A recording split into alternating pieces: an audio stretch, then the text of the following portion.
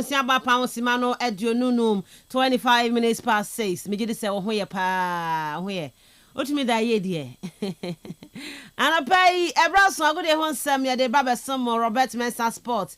Free summary I compare son on Kuno born on some out what they be bapa would you media soon to kaya hoy. Na ye need you media no yes to me live on Facebook and to join and pay ya. Obenya show ni be to me share live on Facebook. I know share now the comment about you back in can you to me at the amount e would you media no so yanewa na e you media and de bia kan ya ho ya ni store dodo enu nti nam so yanko ya ni mai e wa mra wo de messages nefa 0244 408 046 0244 408 046 or 0244 408 354 0244 408 354 for messages never hobra eba kenkan e de amount wo dwumadi ni so one rather with the UEFA Champions League round of 16 second leg no say de awie na de awia na ye mama kono ko ntenra Diego Simeone. Oh, we are born in Sam Sha. What's the mama Bemumu? You've done well. I'm proud of you guys. There's the annual Atletico Madrid. And the Real Madrid game no stretchy. What you say? Oh, a stretchy. Time. To penalty shootout. Now, Julian Alvarez, our penalty a share. And Pennyforche will say, Emrana Reno. Emra Ben Areno. A bit chichimuha. I just say, the 9 million na ko kambo no ama. Je twa go ni mu a je se atikofo eni ho hantwa. Anya ya matikofo ye no mafiri mu a. Real Madrid, yes, defending champions, they are through to the quarterfinals. Ebedi nkomo ho no other games to Aston Villa through to the quarterfinals. We are going to get to 9 Emery Luis Enrique and when we 9 Emery against PSG. Yes, enye fedi agrokra and no Dortmund for so shocky going a wave keke kan so be qualify and pa they did and when we say leave for kasa so my adio of course their journey enye bad through the league phase no almost share Madrid more atikom nyo mo share wo to almost bo bra kakra but baby abrabo ni bedu na no ene du ma leave team na no amakwa ko free money Dortmund foko face Barcelona Dortmund Barca Sehu Gurase Maxel eye Sabet Samo against Barcelona no you can watch them later on Tenra Arsenal so the Sterling Marco draw Arsenal more the Sterling Marco drama if you cry say Raheem Sterling no or Remu so konya man of the match award that him sampa in same way we are say and now adewo quarterfinals one man call Manchester United mubakwa na after say mo board draw no Man U for bet ma qualify ne Old Trafford na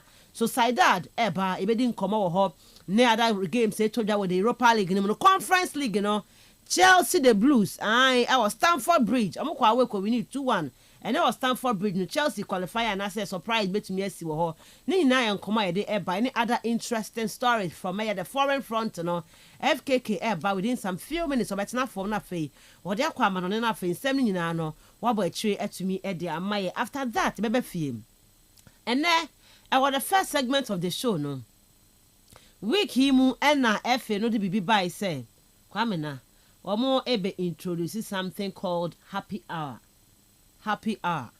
na happy hour no omo de ba nyina no ene say omo select 4 centers bia ye be say supporters mo corner busunti no ye be bia free gate bi ato ho no mama mo na mo ba nso so ye say bia ye be bia ni ntemti ma free gate nti de bia ye say mo betena sa na game no enya start na mo ti ho de anije aba nti se central de nka ho binti ke bia nka Cape Coast na ke be bia free gate na ka ahwe Cape Coast anyam to phobia Royce mo ne aiwai akua eje onkrofo na ha aho Royce mo na mi che da ni mo kwame na ozu ni mo ho oni mo okotoperi mo naka ye bia free gate na ba okotoperi ba ha okotoperi bonyo mame naka ye hu nyomo before the game never started.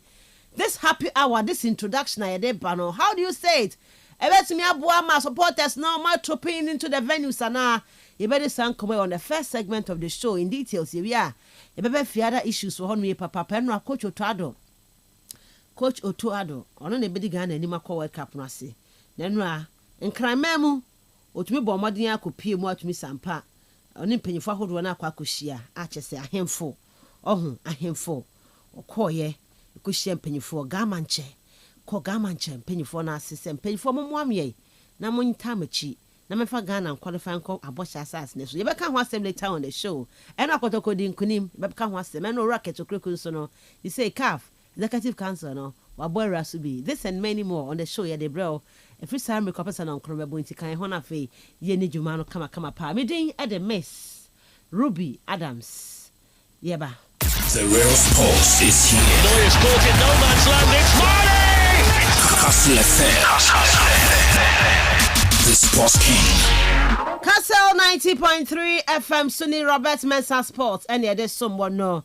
Betwe Adama, ya kwama no ne aba. Betwe se bebete wo honya sikadi. Sikane de abusu wo betwe omo chicha nti kwabon de akọ beti wo honom. Omo chicha nti no omo de bet saver offer de aba no so no. Sa wo beti wo honom bia. Games ne koso na no. Some games be some bet trouble. You be your messing chain. Games are can never continue. So you get your bet back even on multiple losses no. Open your bets ne back and more. And into bet here betway.com.gh. And I make for the amawo. Ko beti wo ho. Na won so no nyesika no bi edi. Games wo ho ne ene. Europa League ne conference the Ghana us ne so papa us no eso sunti onya vem. Unya vema Rapid Vienna and there were Austria. Borak Banjaluka. Rapid Vienna straight. Obeneti be 2 also. Fatunechi Fiorentina ne Panathinaikos. Fiorentina de China sheda nya kesi biasa. But at least wait me be 1.60 bi. Wo de atunechi otiase. Ti wo twamwa se Betis no. Betis. Gumarais. Otina fe bo 2-2. I still can bet on Betis. You know, games it's kind of so. But on the house, so pa. Go and bet there. When you can be a day. Kai so much that's regulated by the Gaming Commission of Ghana. I bet the responsible way. Bet we force get way more. Kiwo 4-in-1 Gary Soakins. No be Gary Soakins. Kiwo na ne dia kwanke anke be de nya Gary Sokwedi. Gary Sokwa milk etrem. Se milk no wom kama nkatie no wom sugar ne bibia wo mu dada. Wo hwe agu cup mu de nsu agu so aya. We no ka umre kra ti no ka first na ka brebre ho pa ba ne de kiwo for diamond 4-in-1 ya kan nyina bom ba ko a ye de ma wo se hwie gu cup mu ne fa nsu agu ho. Wo Soakins na no aye no. Ti wo call office. O call eye market. Ana say wo no wo call eye o shop bia. Drivers ni na bia mate for no munyi bi nkita. Munya se mu di banku you know. Bia mu wo break bia makodi kakra na mu de banku ni ade agege mo ho saa na ade ho. Nti no mo odin a kibo 4-in-1 Gary no. And they what can no cry. Ka say yes.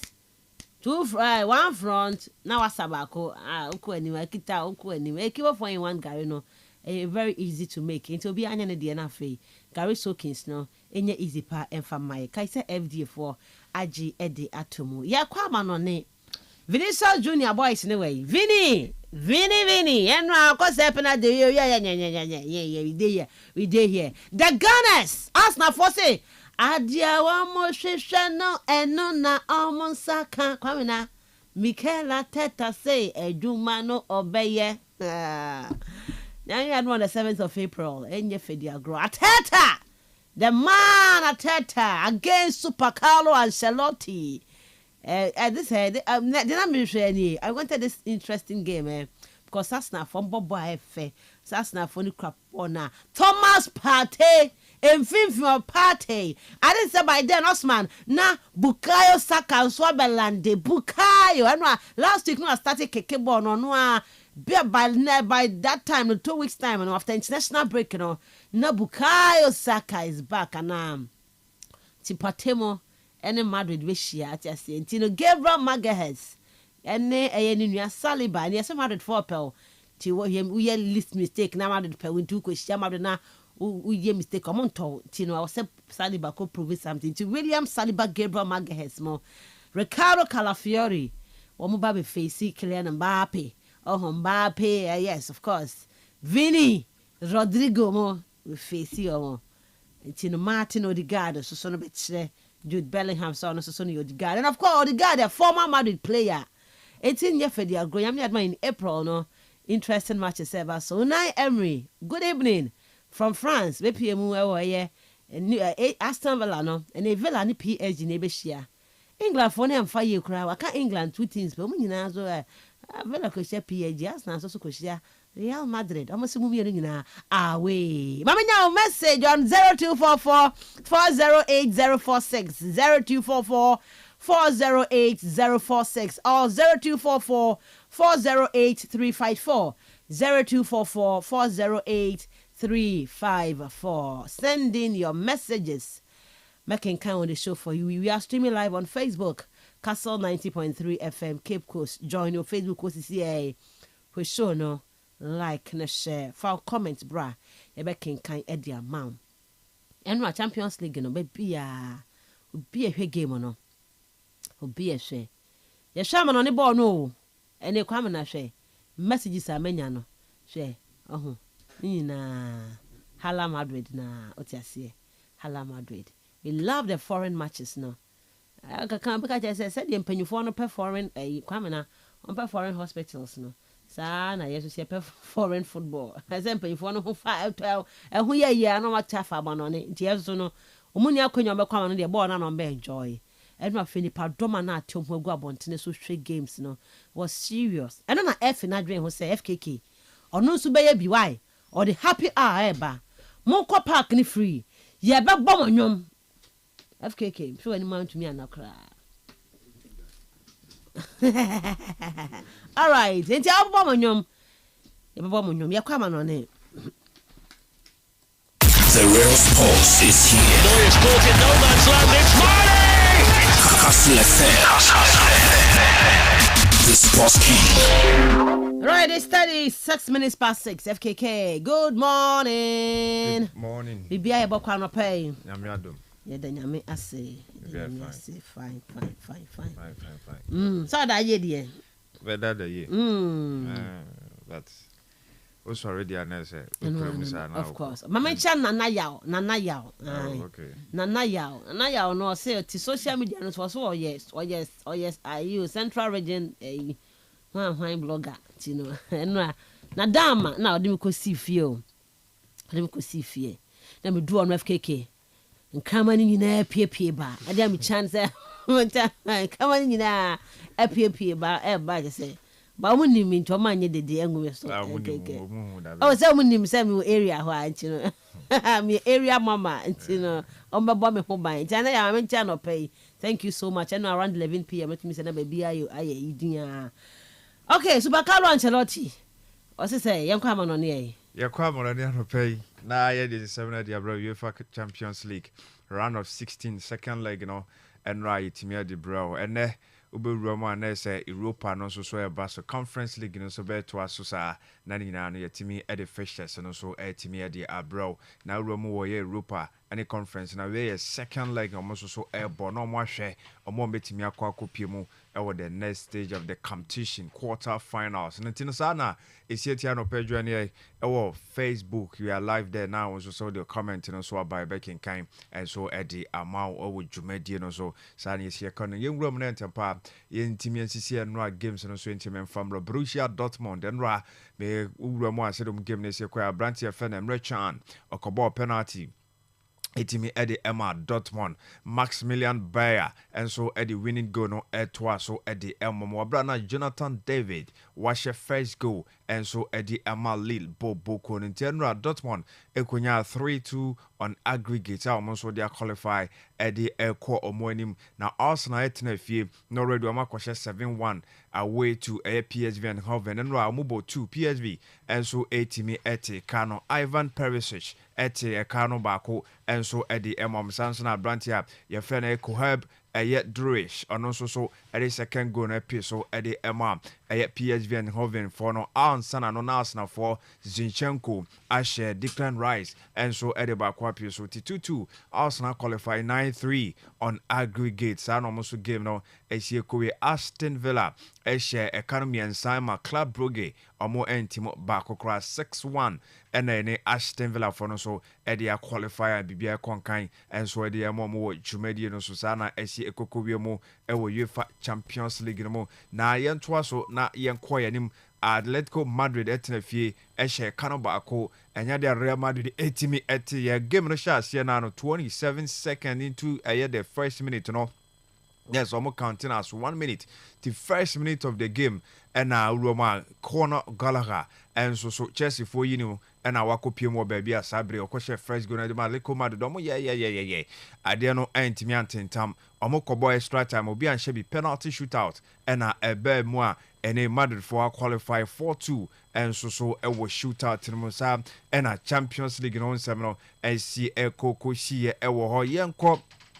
Nantempa yɛmfa Europa League round of 16 second leg games Athletic Bilbao ɛtena fi ɔmo ne Roma ɛna ɛbɔ ɔmo game 5:45 ɛba so ɛyɛ second bro yɛ ɔmo nso tena fie na ɔmo ɛne ɛyɛ Jagiellonia ɛnso ɛtumi abɔ saa nso ɛna ɛyɛ Jegandem ɛnso ɛne Pafos FC ɛbɛtumi abɔ Lugano ɛnso tena fie ɔmo ne NK Sergi bɛbɔ Rapid Wien ɛne Burak Banja Luka bɛtumi abɔ Chelsea ɛnso ɛne Copenhagen ɛnso ɛbɔ ɛwɔ ɛyɛ Stamford Bridge Chelsea ekuta 2-1 lead ɔmo ɛdi ewura saa game no mo ɔmo ɛbɔ ofie Fiorentina ɛnso ɛkɔ away ɛma Panathinaikos etwa ɔmo academy ansam ɔmo ɛtim mienu Fiorentina so ɛbɔ sɛ nwumere 8 p.m. ɔmo so betimi ate ɔmo ho saa nso ɛna Legia Warsaw ɛne Molde ɛbɔ Vitória de Guimarães ɛnso ɛbɛbɔ Real Betis saa game no ɛkɔ wie 2-2 enti wei ɛyɛ second leg of a conference league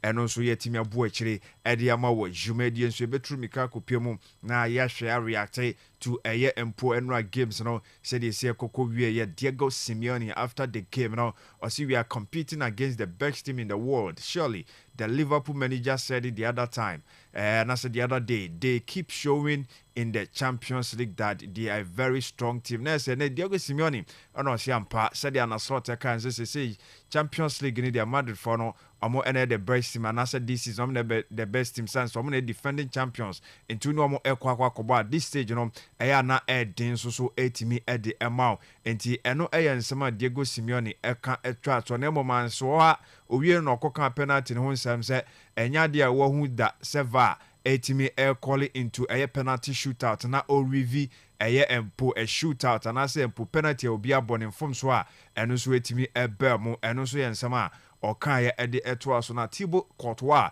ese nei omunim se atikofo ne saa brebia Madrid ne omobɔ na sɛ atikofo ne hyɛ de na omo akɔmɔ no tumdin omo na aya de na omo de kɔne so Madrid for ɛhyɛ anaso omunya the best over them na akɔakɔyɛ kasa bebre ntie ne ɔhu ni sɛ ɛyɛ victimization on Real Madrid or say victimization and whining on every time bia Madrid be show mu bia no na atikofo yi whining na omo kasa bebre sa nti on they are tired of those attitude they no nsama Thibaut Courtois on the former team atikoko shia ono nso so etimi awini ne yesi Thibaut Courtois okwa koshia atiko emra obepie Madrid no empo ewo team bia no ne omoba de bia no no ena di nkunim enti enro esa etoa so ewo honoma din edimatiko for no so betimi na the best over one former goalkeeper Thibaut Courtois ho ensem no na yetimi adia brown Don Carlo Ancelotti otimi asection e team no wo brofo mu echire mu share the game no esi ekoko wie ya no na o se atiko for ndia oni ombo a edin pa low block no na esa mo person be bie mu echire okrokrokrantina edin de mama de so betimi create chances no. What an evening. It was a long one.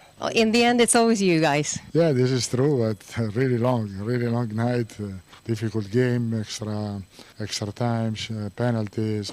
This is the Champions League, and also this is the derby in Madrid. The rival is really strong for us. All the game against them are really difficult. So no news in this sense, but I think we complicate it because we conceded a goal after 1 minute.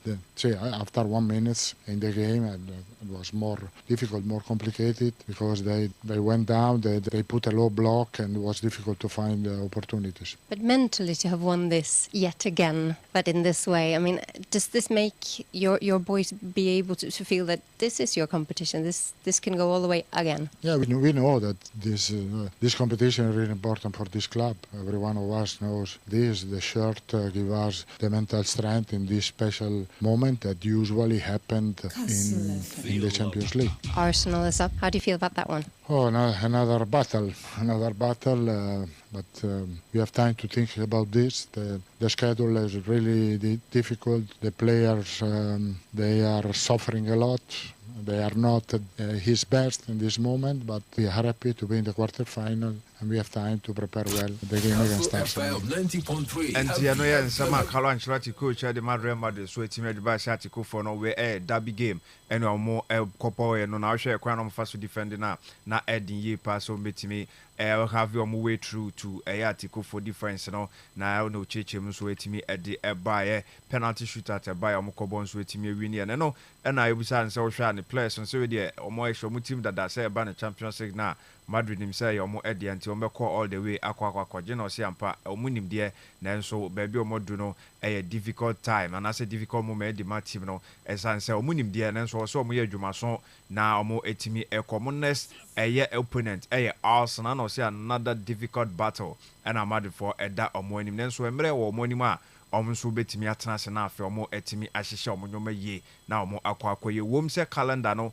wo hwe se the fishes na bobo ho na more than the answer no so sad time no no metimi atena se adwene sa game no ye na omo so akwakoyi free ho no eno ye nsem free ho enso etimi e de ba ye nko Arsenal fo aso ye na ateta enso etimi ekasa de fa ni game no se wo hwa omo hye ne nkofo yate de hia qualification. No? I think we started well, scored the goal. We were ahead twice, and unfortunately, we didn't manage to win the game. You could see in the second half that we looked tired. We were late for a few things. I looked a bit of cohesion. It's true that we make so many changes, and you expect that to happen. We're all very happy because we are where we want to be. Qualification is obviously the most important thing. Do you learn something as a manager with all the changes that you have to make or want to make? Well, because we played a lot of games. We're going to play a lot of games. Those players are going to have international football as well, and there was some players that they deserve some football as well because they are a big part of us. So I'm very happy that I give them the chance.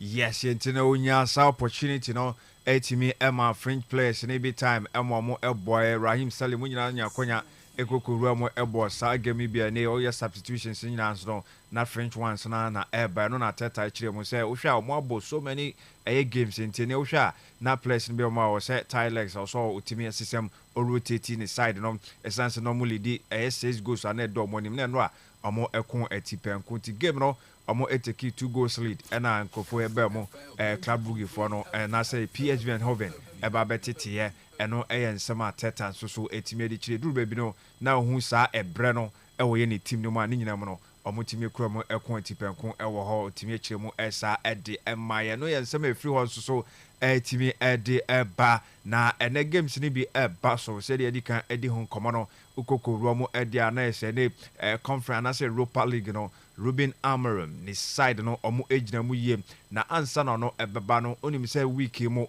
ena ono ankasa ne boss Sir Jim Ratcliffe ekasa bebre de fans bebre ho na announcement ba kwa eba ye epiemu later on no a new stadium a omo baba bisi na se de Sir Jim Ratcliffe efa so announce ye wa mra okoye press conference no anasa press news no anasa news conference no say eno announce here say the United for eboabo mo no mo embrace the next 5 years stadium on person mo build 100,000 Wembley, O2, whole series of regeneration schemes, but nothing of the scale of what we've seen in London. But this will be the first of this scale in the north of England. So with a project of this scale, a regeneration project of this scale, it needs to have a catalyst or a nucleus, otherwise it just becomes a new housing estate with a shopping centre. And the reason we're here today is that the club, Manchester United, would like to announce that we will underpin the government's growth plans with a new stadium. But it's not just a new stadium, it's a bit more than just a new stadium, because it's obvious that the more iconic or the more extraordinary that the stadium is, the more successful the regeneration scheme will be. And I think a really good example is the Eiffel Tower. Everyone around the world knows of the Eiffel Tower, and I'm sure there are many people here who've visited the Eiffel Tower. You go to Paris, you stay in a hotel, you spend money. We have 1 billion people around the world who follow Manchester United, and they will all want to visit this stadium. You'll see the design in a moment, and you can take your own view as to how iconic you think it is. But I think everybody in the world who's interested in football, who's interested in Manchester United, will want to come and visit this stadium. I think it will create enormous value for the north of England and for Manchester. And Oxford Economics, who've done a study on it, reckon that that would be in the region of £7 billion per annum. United is the world's favourite football club. In my view, it's arguably the biggest, and it deserves a stadium befitting of its stature. The Premier League is indisputably the best football league in the world. world, maybe the best sports league in the world, and it must have a stadium that's at least the equal of the best in Europe. And today it has some great stadiums, but it doesn't have a Bernabeu and it doesn't have a Nou Camp. They're bigger and more impressive, I think, than the stadiums that we have in the Premier League today. The north of England has won 10 Champions League medals, and London has won 2, but London's got Wembley. And also, London has got Twickenham, and London has got Wimbledon, and London has got the Olympic Village. And I think the north of England deserves to have a stadium where England can play football, where we can hold the Champions League final, and it should be a stadium that's befitting of Manchester United's stature. If the government really gets behind this regeneration scheme, then we, with Norman Foster's vision, Norman in my view is the greatest architect in the world, we will build an iconic football stadium. Yes, Internet Opesa Omo Esisa iconic sports stadium no for Manchester United, not for only the club no name no a city omo ewom no said o chiremo no sanso and the other side of London who said not London no okwa said obubobo stadium no Tottenham de no ewom Wembley de nyina no hyehyehye mu ho Olympic village ni nyina so ewo ho no nemo no oba the other side na say omo any sa de no ntia no and I also so betimi ababe sisan narrative no no so enya sa iconic stadium no ewo no mo de abo business na say ye bobo ho no mo de bi hosti other games no Champions League finals ni na no or expect so mo so betimi hosti bi Sir Jim Ratcliffe da so no so aso de ma Manchester United club no and na watch them 100,000 capacity stadium no and na also say no de bia ebehiem ewo ho and no nsem no so na otimi ede eba na no and Ruben Amorim proud to the game you bisa no said new stadium no mo penyin na account na no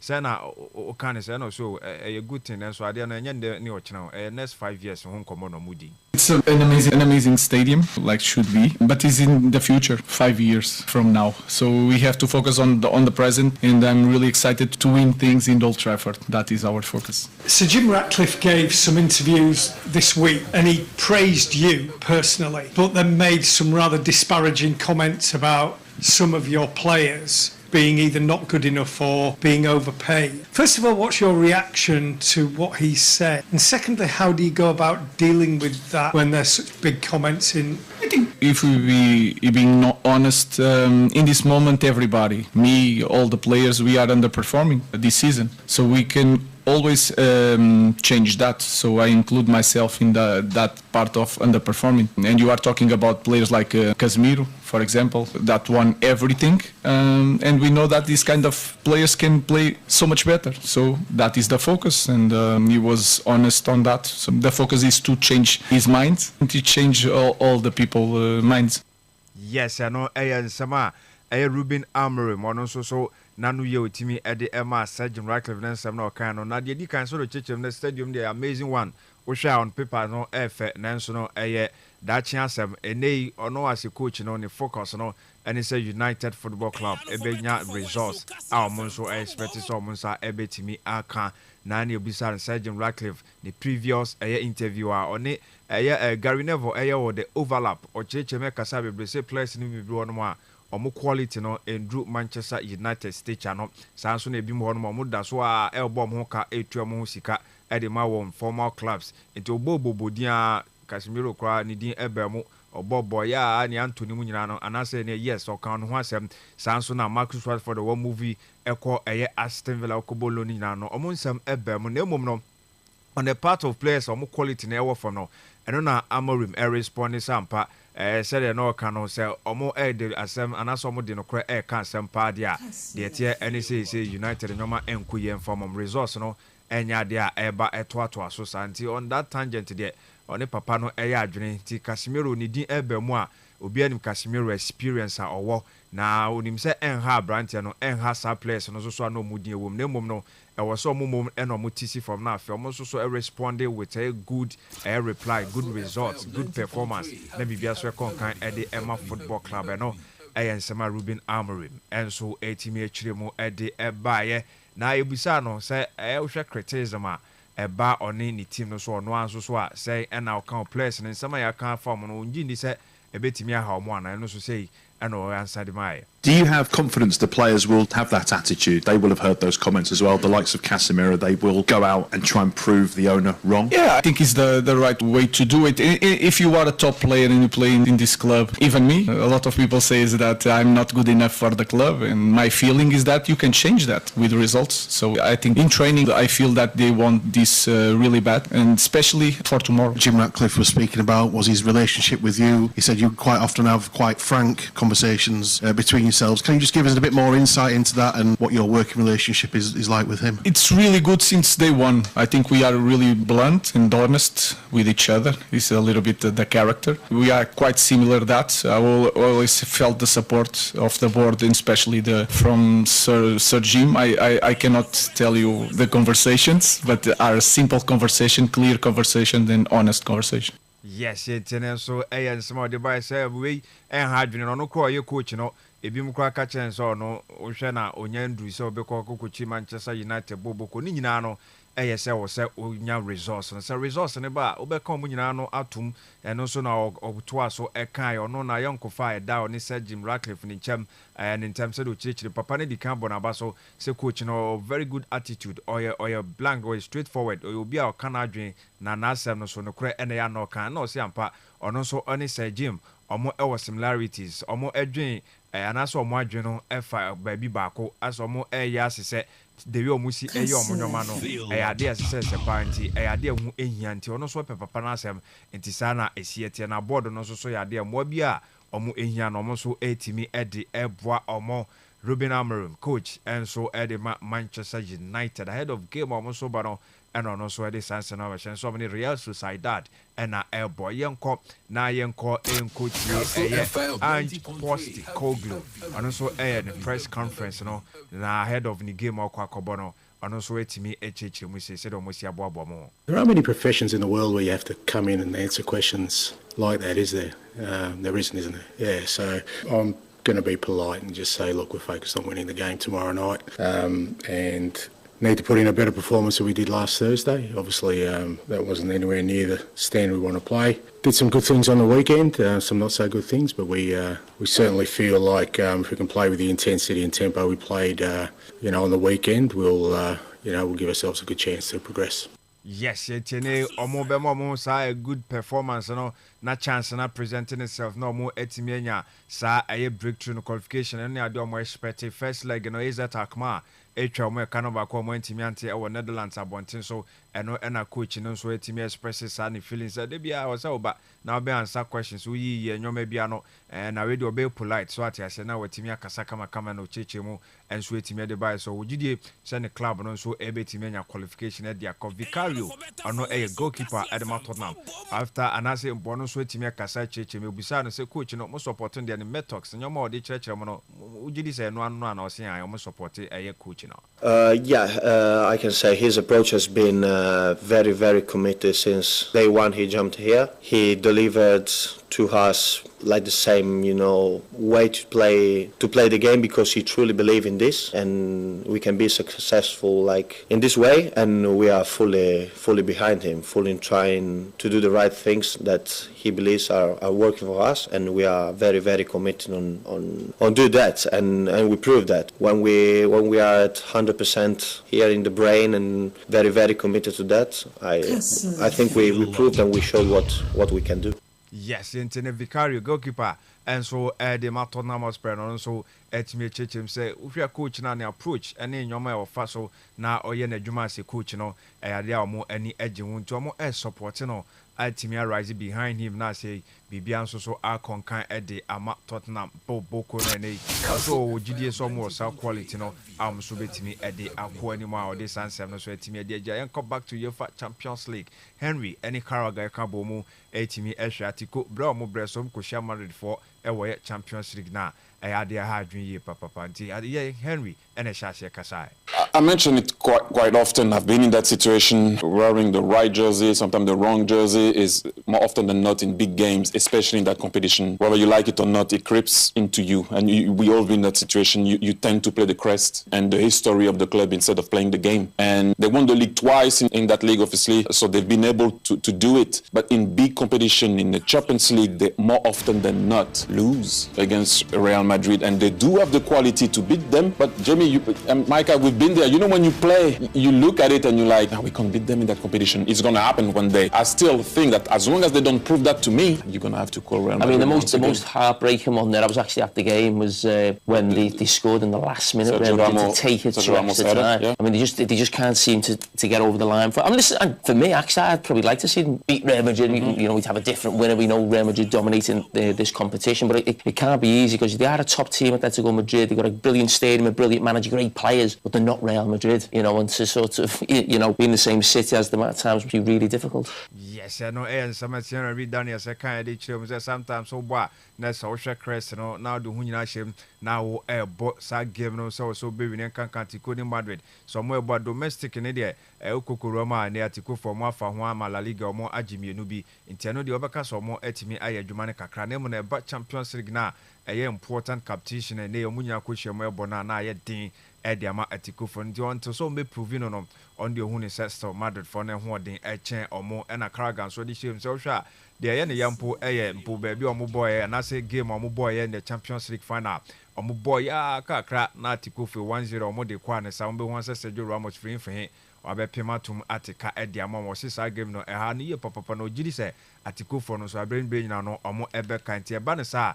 Munyina mo ewo kro baako na se mo bɔ mo kohye mo sa competition na oputo wini na Kastle FM 90.3 ebe ha dwuye papa na omo kambo medi sanse no so etimi ade by Wolves omo de omo national team no squad no aba for eye ompo games edi omo anim no na ye behwe Craig Bellamy on e coach Edema Wolves national team no na ne call up no anya de Aaron Ramsey ebo ewura mo ni nyina ne say Ramsey akwakwa pro no so na captain Eddie Emom no timi kan nya bom echirechiru mi say Ramsey anya no kwampo eye Ethan Ampadu mi no mo ankwankwa kwhyem na ogidie so quality players are so betimi achusu bi dia kwakobo. It's a tough one for him. It's tough. I got to be honest, personally, football wise, for like a selfish capacity or Wales job, I don't really care. Him as the person is more important. Like, I've known him since he was 5, so to watch his hard work, and this is not just this period, throughout his career, the consistency he's able to show, the elite level he's been able to play at,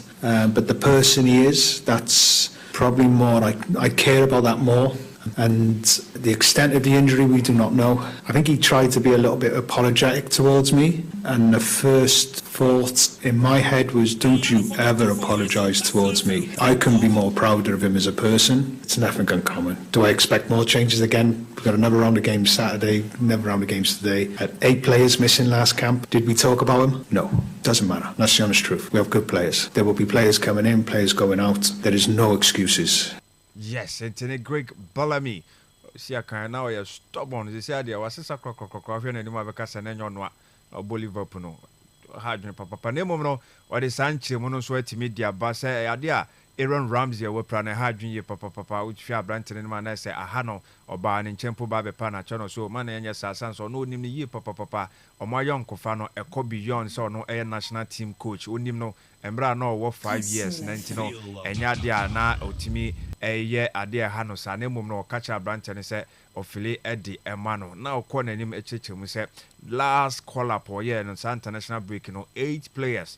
Ano munyina no betime starter said the man no mu promo make and so one can want some uncomplaining sana win so mo ebe san so owo good players are so obetime yibi and so etime dia podcast and there is no form of any excuse bia or this answer no so etime edi ejaye or Craig Bellamy ono na coach edi Emma Wolves national team no nsem no so no yetime edi ama wo dwumedie no so e won ma yetime ekọ enim na okokopie ma team Real Madrid and we have quarter final Coco PM no one making a 40th a times next and they almost and a record no almost a lady Champions League history team quarter final stage a year do no do upon a Madrid 40 times and no quarter final so no Bayern a toss 35 times no about 26 times Eko Ediama FC Barcelona, Benfica about 19, so Manchester United, Juventus about 19 times, 18 times, AC Milan about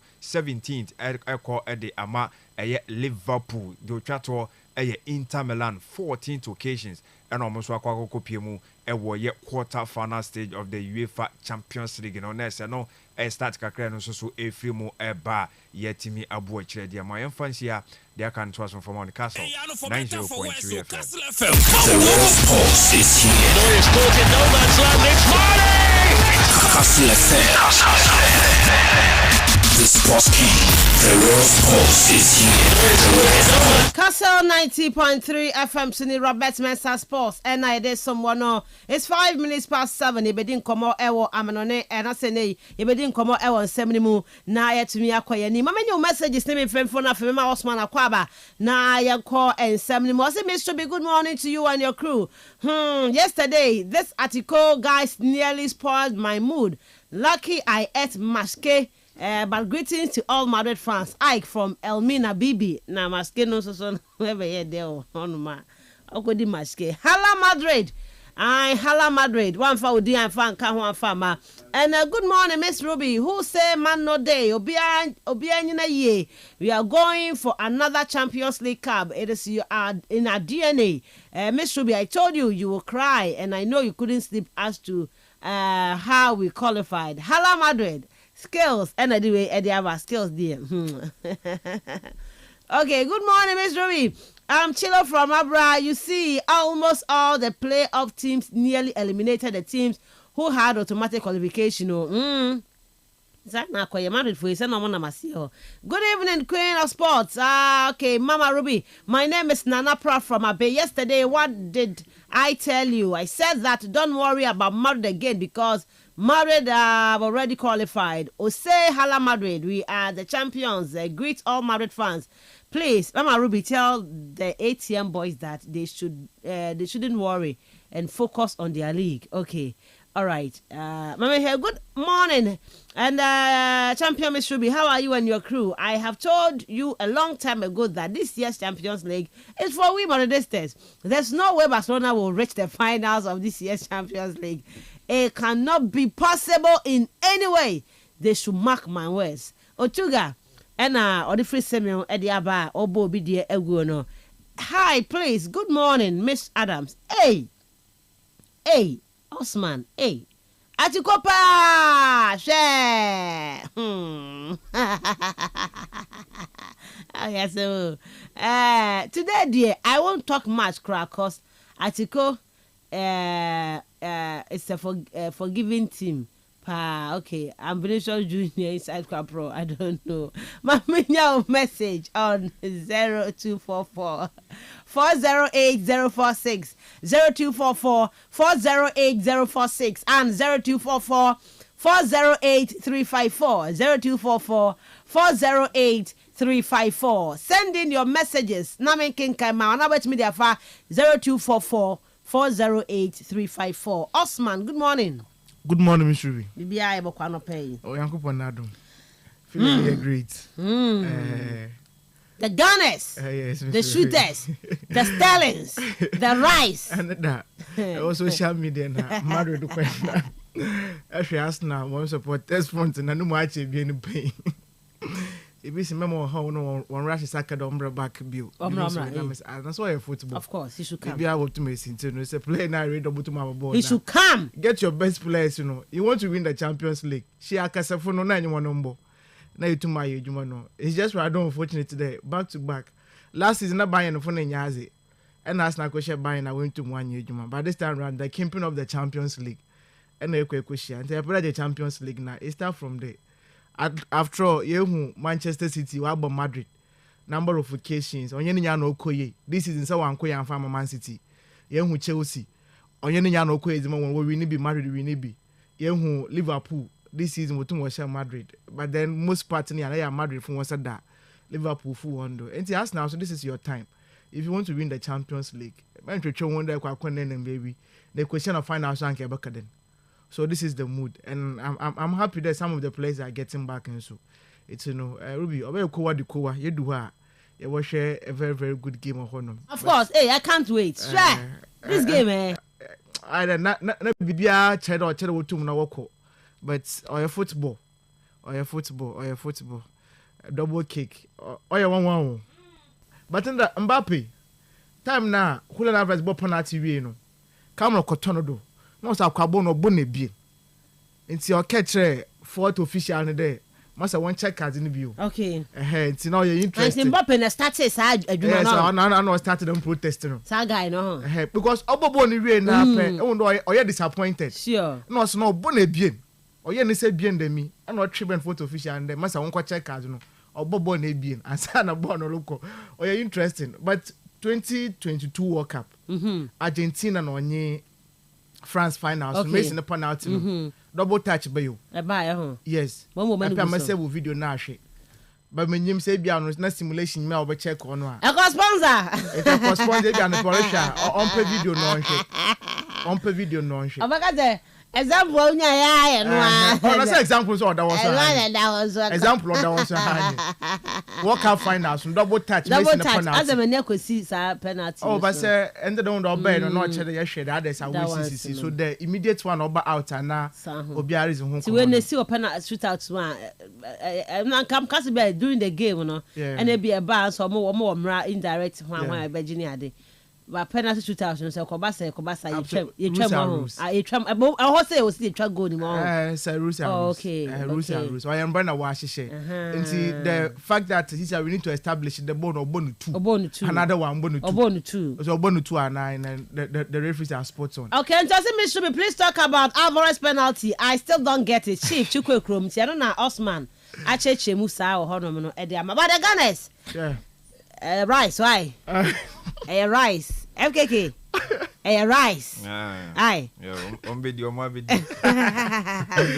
Rice ne party. What I say, rice for party. Oh, a very nice game. Oh, of course, this game is going to be interesting. The only deficiency in there, Arsenal attacking in it. That's the only deficiency for me. But the defensive aspect. Attacking. I just say, Champions League come on. Yes, but you know for a fact. You know for a fact that currently the players are available as for an attack. But still, Champions League on that day, no, there is no excuse. No, because you're 7. I don't know person between that. Champions League. What will be 7? Said 9-3 on aggregate. Last one was the trade or the G2, but the market was hey. But I mean what? But the fact is Martinelli is back. Martinelli back to back Marble games of honor. Saka is expected there by the end of after international break. No, when you know say any full compliments. Saliba, Gabriel Magalhaes. You have the Calafiori, problem. Julian Timber back for no. You see, capture. Yes, capture. Yeah. Oh, hey. That's Ruby. Say okay. The last time you come and about honor. Let me move. And what do you want to call honor? It's not monstro. I mean, I have football. Okay. Or your football. What told you because the question Madrid. Of course, Madrid. I remember I don't say all the fishes now. Yes. Which one are you looking for? I don't say apart from Arsenal. Arsenal and Madrid, no. Bayern no. Inter Milan, another big game. Big game, yeah. Cracker. It looks as if they'll buy a Bayern for one last stop. Inter, yes. I have that belief. Bayern from Ruby in crucial moments, make sure I'm enjoying you. Okay. Yes, they have good players, absolutely good players by all standard. But there's efficiency, attackers will be able to match a goal. But in terms of defending there. Okay. So no, you are not fit for that game now. Will be my right of Bayern Munich. All right. Barca Sonny Dortmund never come out. Dortmund got final last season. Yes. And Barca Una Emery Sonny PSG another cracker. Asensio, Asmani Dembele, Asensio, Rashford from relegation to Champions League quarter final. Or Champions League, man, you for we idea. All right, you made him come out. So, also good morning, Miss Ruby. This year, Madrid eliminated Liverpool, Chelsea, and Man City. They won the Champions League, and okay, I don't know. Chelsea and City. They won the Champions League, and this year too is about to. Okay. Yeah, now Madrid. I don't know. The year Madrid eliminated Liverpool. Okay, City and Chelsea and City, they won the Champions League. This year too is about to happen. Madrid has already eliminated Man City. Next is Arsenal, and we are praying to the third elimination of Aston Villa. Okay, the Apollo 16 is done. Okay, Kojo Monday born inside Dutch Commander. Madrid for them starting 9. Yo, and then FKK, a man go form Pemasem. No, first now go first now go for Pemasem pa. First na basa for no. Sa Xavi Iniesta mo Messi mo time no. Na basa for no fu baby wa so yeah. E da basa for ho be hisa. Basa na say no. Madrid for no so say mo kasa do ahu. Yeah kasa. Mo kasa do. Yeah juba na kasa ma yeah kasa. Mo kasa do. Rudiger di baby na he. Kika. E get the penalty no so here. Oh my so say get the penalty no.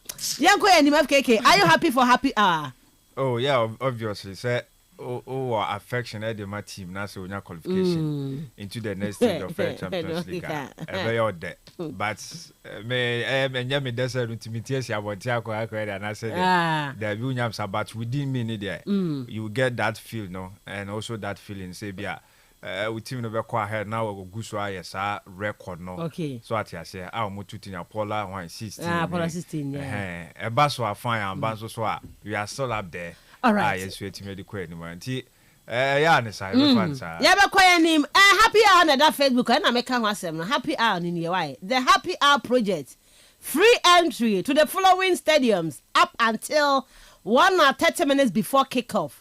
TNA Stadium, Takwa, Babayara Sports Stadium, Kumasi, Nanaje Mambedu Park, Doma, University of Ghana Stadium, Accra. Enjoy musical entertainment. And you know, and crano dear.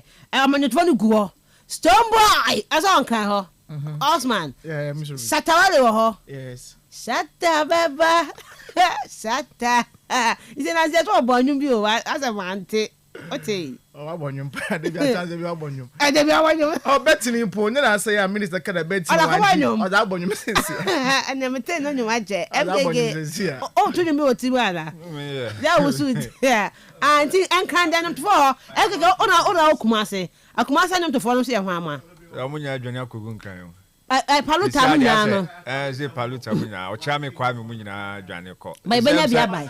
Asaka boys no normal. How many Asaka boys are? Oh, why a friend then? Oh, J Bad no. J Bad or Kenneth Mo. Sir, minimum more. Why as a bonum? When you man to. And you ban no. And you may say, come and contribute here. Contribute. We are going to come you, Mammy. Oh, but more hot about I want to say those days, those times are not Lord Kenya more or Chami Kwame more swatches and now with me quite day. Now saying, oh, yeah, was that time? About that house. Names now I say host of names. I had one I'm underground and Abaza. I had the artists if no upcoming for the Belkowai. Or my Belquaco bomb am I? Okay. So enjoy musical entertainment and football festival, including curtain raiser court matches. And the Ghana Football Association wishes to announce that as part of efforts to bring the Ghana Premier League more closer to the people of Ghana, it is introducing the Happy Hour project in 4 match cities for the remainder of the season. The project, which is being piloted in Takwa, Kumasi, Accra, and Doma, is aimed at improving match day ambience and enhancing great entertainment at these match venues. As the tagline suggests, the Happy Hour is specifically meant for a period within the organization of the match. Patrons around the following stadium: Najma Bedu Park, Takwa, TNA Stadium, Babayara Sports Stadium, and the University of Ghana Stadium are encouraged to access the stadium to enjoy the Happy Hour up until 1.5 hours to kick off. In effect, a particular section of this stadium on a typical match day shall be open free entry between the time the gates are opened up until 1.5 hours to kick off. Patrons shall be served with musical entertainment and other football activities, including some curtain raiser matches. This is from the Ghana Football Association. The real sports is here. Neuer's caught in no man's land. It's Marley! Kastle FM. The Sports King. And on to them, I can kind of tell you, say, F and the same. Games are our Ghana Premier League anymore. But more matches to go, of course. After second round, there were so many matches to go. Games are canon. Almost like 4 venues. Takwa TNA, across a friend say Legon Stadium, Babayara, and Doma, and Najma Bedu Air Park, one of them say. Ye beyond gate in a 10, Ebia Babayara, be no 10, and 11. On be a free gate, or Pem Sebeka 1 at 30 minutes to the game, 9 a free gate Nibi. In the Sober Madi Ramu in terms hard time na. Is that game no air 3 p.m. Into gate near be 11. You better be a free gate kakra to moi. Ura insider a free. Na yes I am say be in temu ntina oba kontemu because of upe free nintino. As I kwatan wani nka. Ye be ma anyom tofo be bonwom wo stadium ho. Ye be hwe curtain raiser be costume sibi. Abebo curtain raiser amaya ama ye ni age ansa na game na nkasa hyase nti se nyame na wadom. Now to me ko ho ntemu a ubenya free gate. Wonya free gate no. Wo sanso nya enwombo enwomadi asa wo yeso so abesa abo matches catching residents bebe wanim enti wene enyema hodo mo ya omo yese betumi aboa na yetumi abomodian ma supporters to Premier League no ya getting closer to the people of Ghana. This initiative yadeba for the remainder of the season no. What do you make of it? Osman the Venga me shall say also. Mr. Ramandas and Opena, Menchicho Bibiabio. Yes, football entertainment is it. I mean, it goes hand in hand. In fact, actually, NBA, you were all star. Was the musical event, was it from the Super Bowl?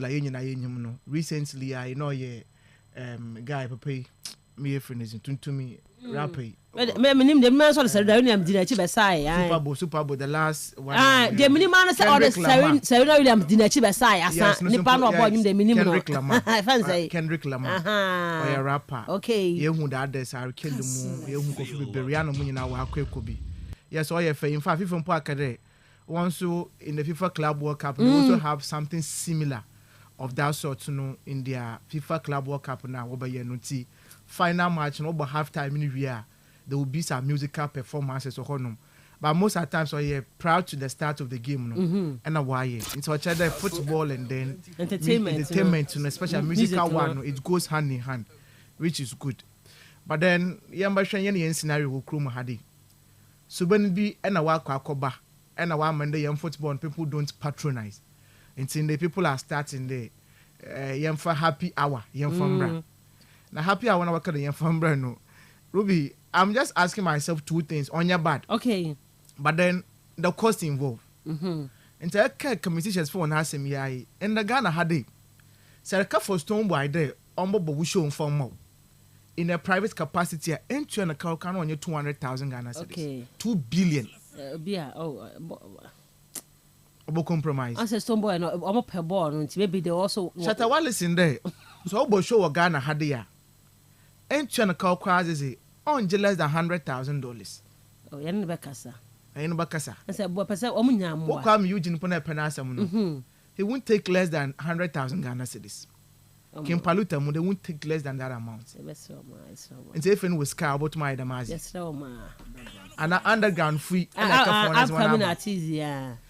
You see, Ruby, I don't come a ball or a fair or attracting Kofu. Yes, the more common we buy is near that 20. But the products na kasana water was on the match dates and so all your fair naturally it would attract you there kwana kwashe. Okay. In the set Sunday next year Kumasi asanti ko to Kotima Ruby. Aba exciting play no woman. Aba kada se fi ufia kwa kwashe no wonyo baji. Ebia recently ana Kwame Pokube ya me one day. Wa me euphoria no wa kwasore day. Obia polo kwashe Kwame Pokube. Abatamu wa ye adwuma. Abatamu wa ye adwuma. Oh FKK go bebre wo. Onya just there show goals no. Abatamu wa. Masa goals dan kan man kunu nya wo show goals na. Wo show goals na. But every place aba kada wa ye exciting. Oh kono ko wengers wo mo exciting wo ho. FKK. Oh, one night. You place of Sakada omo ye. Miss Ruby. Omo nya bibia. Oh, go no I'm saying. We are build up no. Ka asem. Miss Ruby.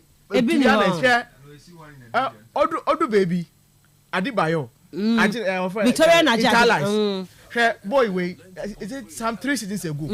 Oh, Baba 4 I check. You see, watch a crack.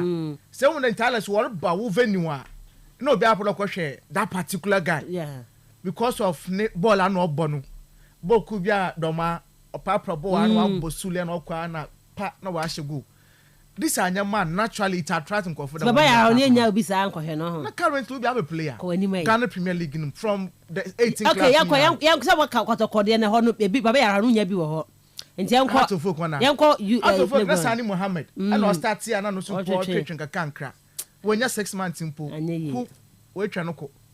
So currently no be amawuli wayomu. One camp no set chances more than obeshe goals. Ruby, so these are the natural challenges there. Yeah, okay. Yeah, players are better the way exciting. So until you can say colleagues biama, Madrid will do their best there. Mr. Madrid, La Liga, or the best there. Urban Madrid, and on your FC Barcelona. You make sure to retain one best players in Ghana.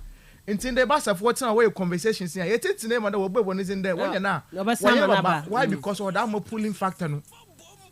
England at least club you mention 1 or 2 3 players Madrid no kasaka na asem wade because we saka woma obotu ma conjure magic. These are the things that all my leagues are there. Italy you get the same thing, of course, but currently Ghana had odu baby had to focus for kwabna shebola no obo sure Patrick Razak onye do boy hu bia but because of the hype around those players no kwanyim you say hype be. They are not there. Okay. That is, they are not consistent in pool. Yes, you have good goals place in Beshe one. But then, you be quality and all we are the next time, no, and your man shall around from moment. So, upper place I want to what you change, yeah, and then you come question bow. In top on the local areas now, to be honest, one is wash it. Maybe I call Doma, they would watch the game, those areas, no, but cosmopolitan areas today, Ebia, Cape Coast, Accra, Kumasi. Enter the Anatofo ne ba be kan ho bie no. Anyofu me say yes guys but for one. That is the problem for me. Nipa ma ska class now, class anyway you man to me ma ska. As me coach ska ma artist do am performance na ya bo game. Na ska na ke fefin yimfa. Obaye it's not a waste of money, waste of resources. It will be in commission than undercut no ko ba fe. Okay. Because boxing for instance, before a major battle bokodo no. What almost about undercut by 5 or 6. You go for troop in them. Now wa kwa kwhwe. And the question yantachi, you started on your reserve league Kumadi. The first edition drafts na watching. And it was something no you good enough there. At least clubs no say em question them ntem pa. Ekobenya bibi na akwa kwhwe ho no. Yes, also be a free gate too. Yes. Fast forward the clubs can even get players in from their unders no. That was their call. But this time around here it means the Ruby you regulating numpo because say you game odoma ese nko fe bia court club wo honom na mbo undercant and sana was start we are to what end na wa kwakosi wo honom into me feel that atasa na wa to efe no yes atasa na wa to no because they are trying their best today. They are going to revive the interest in there. Of course. And they are trying your best. They are trying their best, Osman. And their best won't be enough. Their best won't be now. I just imagine about trying to go for the Wonko Stadium. Yes, in fact, everybody that's 1 hour, 1.5 hours, and was start the game. Until afterwards, now could be other won't pay. And so I could just give you. Is that what we are saying? That will be a pay. Oh, when you're run free, ain't you closing up? What about change the obetia? Into no, so I come on off of the project. Let's be realistic. Okay. I don't my game not by a friend. So clubs will when you score return their best players. Obebwa. Into was keep their former clubs want to home place in Koye. The play now when I comment now. I wasn't about China skills, about China talent. Yes, sir. Ukwa could be a free gate. I go by free gate. Now, I'm a Kotokoska, I day. Now, Ruby, Mr. Free Gate, a boy, pa. Wonko. Oh, a BSS at Tawali body on Beba.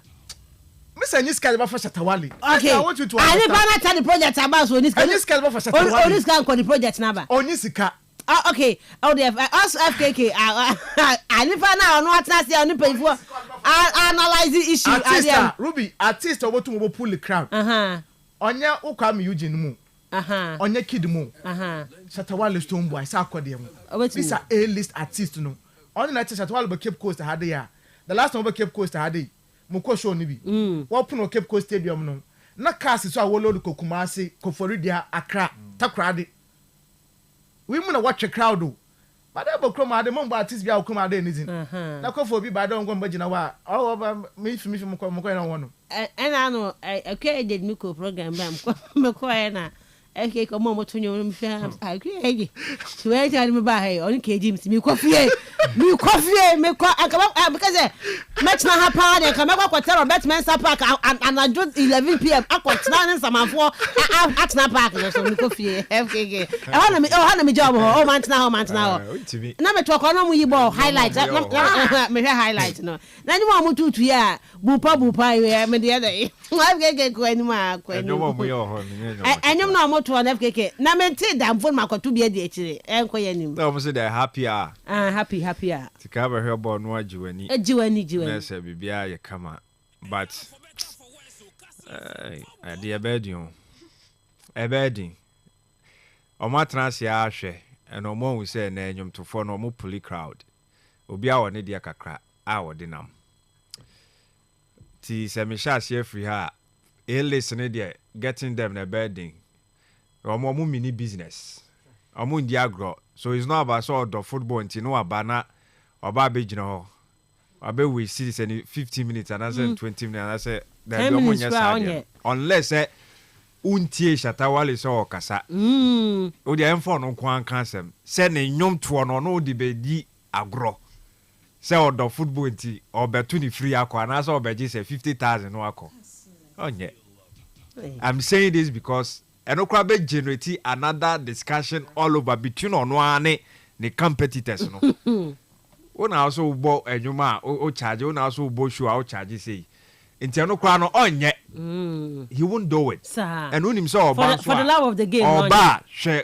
crowd e di nachi mind you say charge na no mo charge na enyo mo nko as a person no mo charge sa amount no omo ba to na metie jola ka say Shatawale ba na she security na odinam no kra keke o de hwe no the show no ankasa so enkrofo mu di na chi minim say meka say moral booster so say him mu di na chi sa contingent no kra no e wo so mu nyina no mu bibi kakra ansana ni team na ankasa so aba Sammy Flesh right oka ho ni manager no enti enya de keto mo mfa sa de ni endi agro tina me busa mo say omo ye no for how long the remaining of the season no for the remaining of the season na esi wa na said they can and omo say we your friends so be continue your football season na from next season so call and you're sustainable okay and you're sustainable if you ask me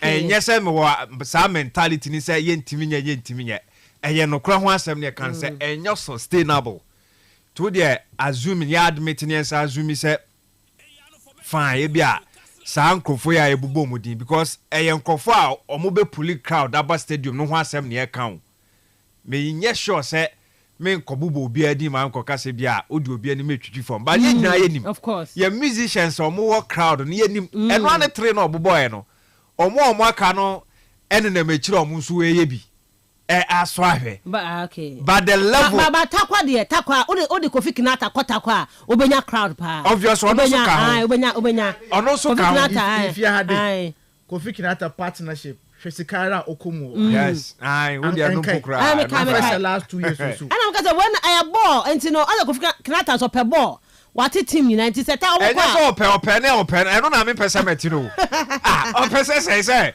opentina wa bejina be boni free e de ama no ko ele free kakra bi obeje da bi kakra bi no de jai kakra da bi omo mini business kakra bi no omo aye na ase ho aba bedu sampepe so bebe omo du no enya kakra se o Cape Coast no atese Kofi Kinata ko obekọ obviously e bia ye di anase ye wure efi no in fact omo bonyom so a manfo tie pa Kofi Kinata e ka ho yes nto no so crowd no obetimi apuli bi bia obekọ bia but omo sika semne ne sa de ne de ahonom no that's why I feel say enyo sustainable but yen hwe the reality no me hu ne say ebi a yɛhwɛ one side yɛbɔ football where nka naturally odo game na o kɔ game no sɛ opɛ odo barring any other team bia sɛ ɛneɛ yɛbɔ ball na sɛ nwontofoɔ ba bɛtu bia ɔmo ato awi ɔmo kɔm baabi but deɛ nti a mewɔ hɔ ɛyɛ ball no a mekɔ akɔhwɛ no game no enti na maba nti sɛ te sɛ krampo na me hear any other side attraction bia sɛ de me bɛkɔ because ball na mekɔhwɛ na mu no bia ɛwom so ate aseɛ a wɔ sɛ ɛno timi command me time no ɛma me tena se na mehwɛ awie from krenkren to krankran saa deɛ no na yɛlusi a ɛnimu biem no deɛ ɛtumi attract yɛ saa attraction ɛni hɔ enti ɛhɔ nom na yɛka sɛ wɔse yɛhwehwɛ ni yɛnhwehwɛ na yɛamfa anwura mu a ɛnwomtofoɔ no bɛba abɛto ɔmo nwom ɔmo wie a ɔmo supporters na ɔmo de ɔmba no ɔmo bɛsa akɔ Lagos City deɛ na ɔmo yɛ na ɔmo kɔ na ɔmo wɛ Lagos City sɛ ɔmo bɔbɔ ahu so bi kɔhwɛ we be also there listen that day na ɔbɛto nwom ɔmo wie a ɔmo bɛhwɛ sɛ wo sɛ deɛ na ɔmo yɛ ne sɛ Lagos City ba from no mo pese o munya sa love no on sa supporting base no kakra when the shame ni ade nyina ba yes now when the show we or who say on baby crowd I Lagos City for asem they won't call enye sustainable untimi sustain all right enti for me that is why I see it say ye hwe ni nyina no ye hwe ade a ebema aye sa akade na ka football no na ama manfo ni je ho o hia se o se satawale bi bebo nwoma ansa na wakose okwa because baby ana ye hwe ne ye wo say ye hwe elsewhere no won't see about Premier League game no be able perform ansa na obi akwa fans na ankasa no sa love no omunim omo akwa ko twese weekend bi beba na ni team akwa bo game eno ho asem ne e ka no and if there's a Kendrick Lamar bi e pass through so ati ase musician bi pass through no be bo no nyoma enye onu nti na okoye obehwe obetie bi no akọ ne ba bi ba we mu no de ehwe na me hu amatena kire amahwe no de crowd no de omo de beba ba nyame ampata e chance game no enye finity no obesa sori akọ frigate nya ka ho cross na say frigate ya na okay o hwe the other side na ombe de kra no mo aye sade no say nyumtuni ba wa biatum supporters nim da mehwe ni bebre na omo akoba don hwe the other side say club no so ombe ye den enya sa sika no because the moment abesa na wo say otoaso na wo ye o say the bia no biatum free so unless any enya ye accept say until say ye benya sa crowd in the back to a stadium na there ye nya ni free for now na FNN church can farmer yeah is the case I feel no so nya willing no mo nya ready your friend say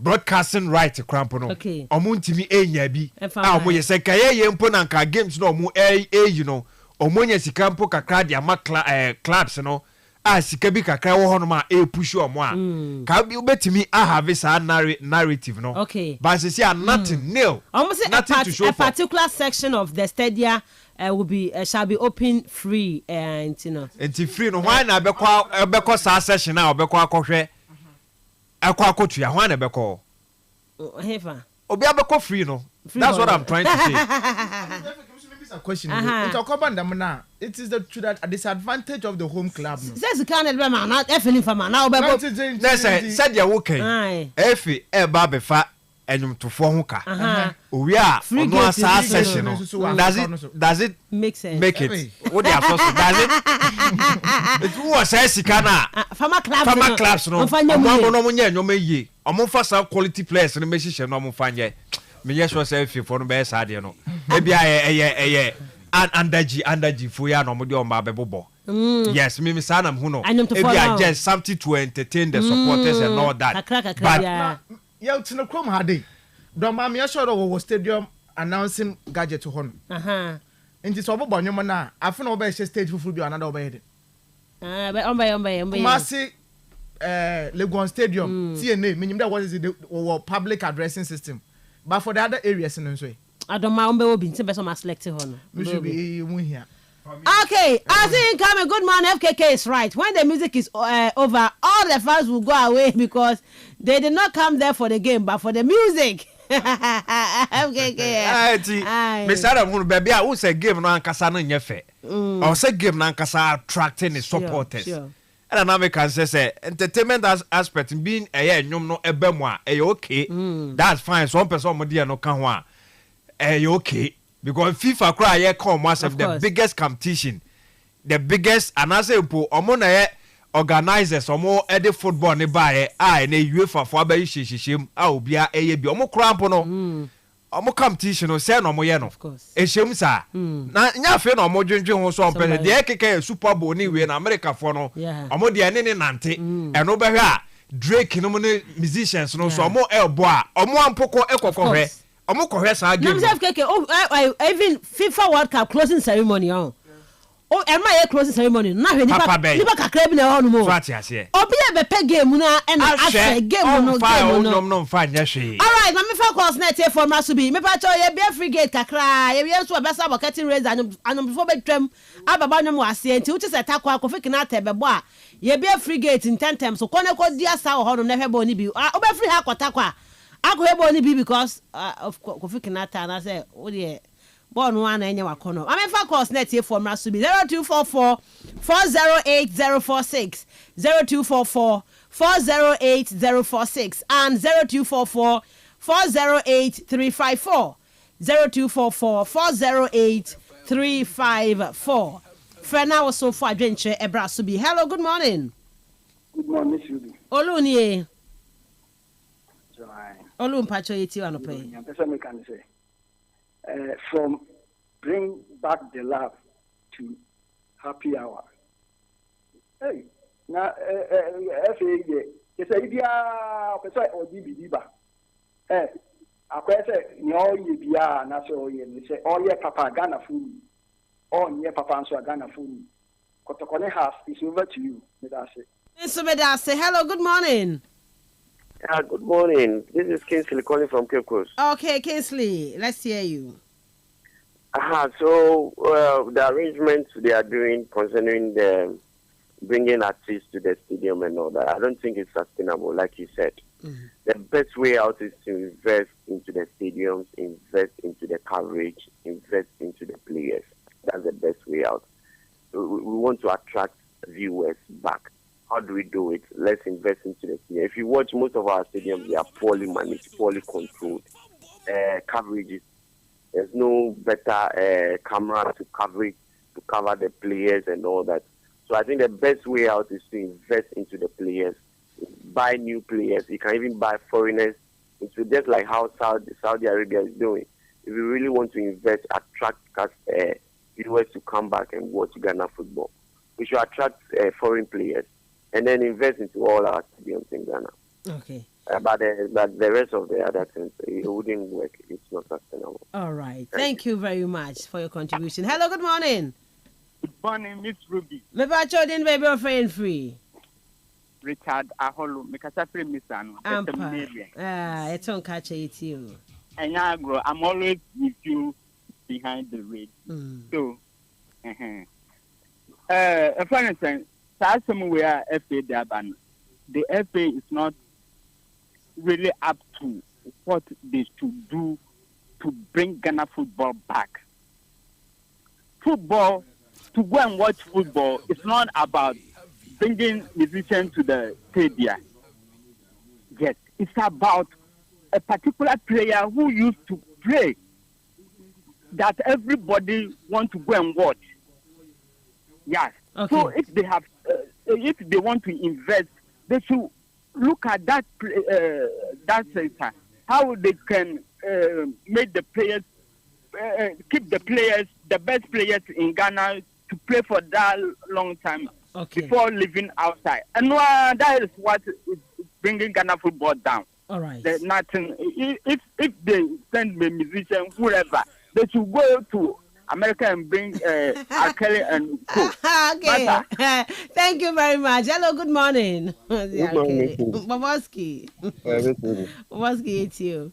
Miss Obi, but what you hear, say, Miss Mabay, you're legging or by a papa and Kofoboko Park. No, I bet you need Papa. It's I'm a day, the monument to 4 Bobo, wedding here, Mala, Pebia, and I sent Mala, the moon and your home. It is a more corners and I cut no na obo ne wie na bo na obo na nya papa mesana akwa park wo bi nsani ko bi da bi enti se papa na wo mdo wo ye leg na ye bo no one per sponsors one famayen no players won't you won corner ye players you to mean keep on ha and obey your papa man no ka fa to phone and one ka fa lo we no wa ofan US na ambra what Kastle Boba Yan because we got no more carrying we are one of pen for we are born I want no one because born on your papa so obey you when you make me say hello good morning. Good morning Miss Ruby. Me pa chodin baby of free. Miss Ruby it's time from Seku. Okay, it's here no pay. Ruby I don't want to pay. Miss Ruby keto krekoli ye mobo to me bia. Da ye can be a watch sorry ye do to me and so the America channel on fa. Molly on fa. Yan you no me akopako. Miss Ruby anyana ye bikotoko na heart you say sialam. Oye tete da kotoko na heart ye oda hunde hitum na yeko. Ba endem be abadina kotoko na heart na ya odino boko stadium. Debi an oche abueti Chelsea adani Chelsea abaji Champions League 2. Ibi a wawun 2000 na yotia. Obi a old Man City adani abaji Champions League ko na yotia. Ba kotoko na hati ana hetin ti abadina woriye ana players melempo. Dodo ahi na waka ha. Ama yetumu yeko stadium yeko hwewon. Anada ana Joe Louis reason ko mobi there. O to division 1 players no for there. Omi no nya contract wa bochira lo nko mama onye na adwo obobo Ghana Premier League o say wa bo league na wentuma fa anya hwe into Miss Ruby sikana wadro for the margin to o fa ma team sim no fa ma players na mbo team na ncha. Okay me da say hello good morning. Ghana's best female sports presenter, a host and a commentator. How are you? I'm fine, thank you. Asa Khalifa, the taxi driver. It's as simple as this. Domo needless, honestly, because someone can say analysis now, and you know, say Chatawale Stumbo Airba Stadium na park Bayama. This should tell you, say it's not because of the football that they are coming, it's because of music. And the moment of performing, they will leave. And to the Nyama was some way to make the football attractive to us. And women also way. First of all, minimum day. So when it means if you're a player, you are playing for Premier League Division 1, you have to play for 2-3 years before you leave outside the country now. Can they do this law? No, Mensah run make my just to at least manage our football. And now say they should have a minimum wage for players. Oh, okay, each and every month there. These are the amount of money every club supposed to pay. And they should try to monitor that. And instead of at least our new corner or Boboa, every new wages to Crampono, the end to Crampono at least it can be manageable, unlike Scam, which is here. Oh, these are the measures at least which may put in place. Instead of at least a player be rise, and I said, one more 20 years, you can play for 2 seasons. Instead of it will attract some of us. Okay. And I mind be the immediate call account. Those years now, players are still a more time, you know. Masa, I don't make a Kopako. You will go. What you say recently, I mean, Patrick Wazar couldn't Abimu crumble by a crampon. Just look at how it was. What I said, and to know there are certain measures I also put in place. Not a lazy man approach like bringing Satawale or also that to the stadium. They will put their crowd, but they will leave later. All right. Me da say, anya to phone and kwadia no FKK and from the end the can but free gate in Suum. And you best about getting raised at the amount. Just a full package of FKK. Didn't know be a free gate. A full package. Didn't know be a free gate. The venture. Me name later among Cado. Ebia or man to home. I'm for color. Hello, good morning. Good morning, Mr. Me pachodin may be free and free. Me pacho ko joy it you. Mr. Many years ago, I Jim Papa. And yeah, I know to another my record stadium. Although you record, yeah, or some of your young fans, you know, they get in love with local football, and not say 18, almost no more year. Work of far, foreign musicians in Bra, but yes, still, we didn't go to the stadium because born in your Kakoshe. I know to any aside of clashing. So you call FIFA tournament, final year, coincidence, and And so and na nipa ne be born over share passion for the game no and over here na passion now confirm into foba na frigate in there obedie yes so nipa no onko nti de wo ho a ama odona teko no ama Ghana for and local football and no say okeku and ko promotion no mo yere do mo ye de enkosi aga. Okay, Miss Meda say mefa be last caller na me dey see. Hello, good morning. Me pa chodin baby of free. Yeah, correct. Okay, appreciate you. I can say, and yet you to phone never many papa. Now, if you want to can, the so almost say, Abribia, my refuge next matches me. So matches me, one more years. Now, we are fair matches in Kosovo, you have a papa. Maybe I may have it. We must come into the papa. If we refuge, we for this time to go to Yarabama, say, it's my papa much apart from me. And then many papa party, it's a refuge for the Yama refuge. And sometimes I don't know, as a progress, it's suggesting this a wolf of the now, we papa back. Woman, you have a papa. Okay, Meda say, all right. I am for a first segment. No, you for ANC. What you say na? Mami message you for I know. Okay, Miss Ruby, if they like, they should invite Angel Gabriel to the stadium. Still, that nothing will change. Hey, I would say FKK. Call us now. Okay, but anyway, for say, Miss Ruby, please. Good morning. I agree with your pundits. It's wrong step by the FA. They should come back again. Our football matches and pitches are not attractive, and they should work on that. Look at the PSV fans yesterday. They already knew they are not qualifying, but look at the excitement and support. FKK, call us now. And decided no can.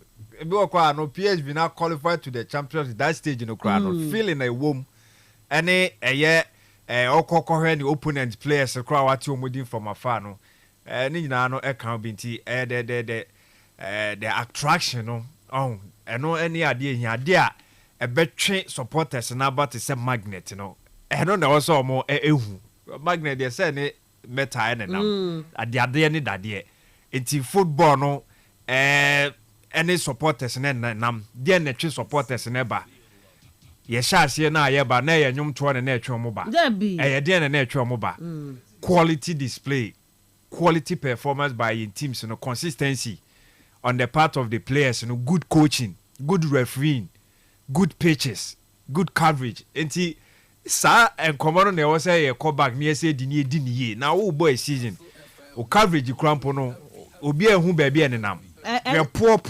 The last time we see a goal be say, was say I stand for a Puskas. I want to be say, now go to cry me who.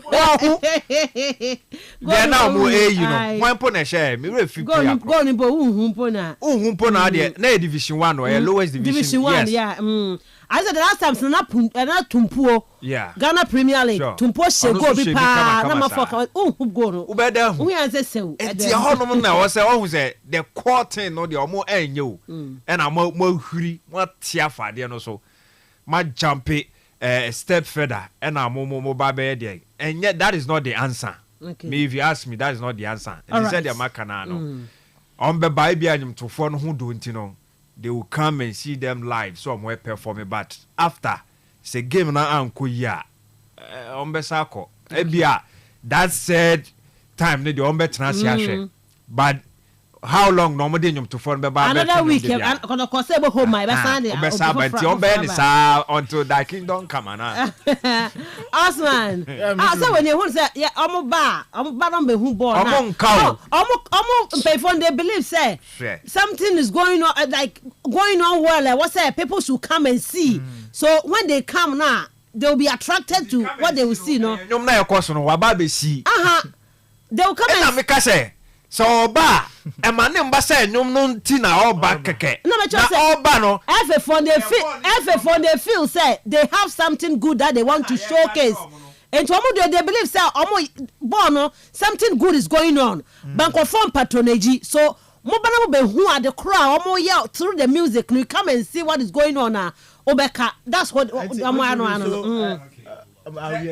joint bi share baby and anu ya me cook kumasi mami bi ye rice o just rice jollof rice ne fried rice ya tokro bi mo hye no kona bi mo stores kra asisi sinanim but people from omo di motorcycle omo di omo private baba beto adwane na ko omo nante baba beto akọ ti wo kan no mekansi so ono mbo ne hu de robi aba adwane na ede obi beto no de ko a odi no obedi hu adanse obi bete ba ko bi di a obedi hu adanse ti ma wo no football no menton no ho okay Osman and some like kasina na yenyina ya aka no and callers no say very justice to it but me feel that if you can go a step further for maybe I say the ambassadors for the league now obeboa in the promotional sense no because maybe na year can say quality so oh yeah papa will be sometimes you still have to make sure there is a benya that attraction no around wood product in the share a lot of the product yenyim one fititi na consistently we go that way rebranding repackaging what kwada way advert but Ghana Premier League yen promotion not them let's see ibi nyu honom in the empire legend of the game umpono so when opportunity na so wakasa for Ghana Premier League no wa yenya yetin sama waka onye one photo because product na nkasa na yere na yere ton no ruby onfa enti so wunda ade ne ye a ontum kodo ye bi na say kuka kada ade ne ye bi o kada ye me say nyina ye so pon okrom hade because to actually ye kan question painful that ade no wo ye ne ye a obefa enti ruby I still stand by it today urban music entertainment na nyigina ruby oya nyama ba ye bi ne ba se bi na wodi ye aside from the musicians na kaji wonwu a oya nsa yes na yetin koma da ye kada ye mpere benya alcohol around your stadium honu to kwa kaji na nyiwa oya nsa na nyama kitinkiti bi and the boys mum promote bi bia wa hade hwanyama wo ya nsa na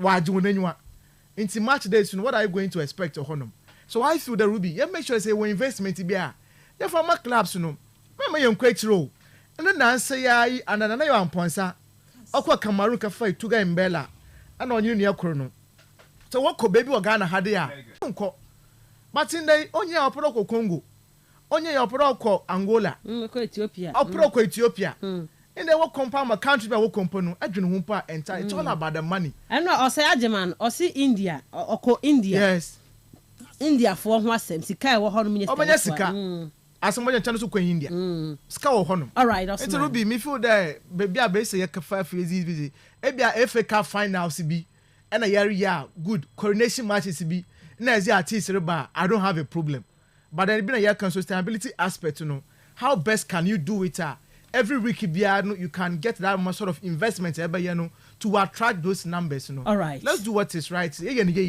naturally fans nankasa they will troop in there okay. Enjoy me that say Osman the Venga Eddie no yemra na fe yemedi nkoma no UEFA Champions League and matches ne to dwa now the quarter final is set and the Europa League Conference League eba so yemra medi eho enkomo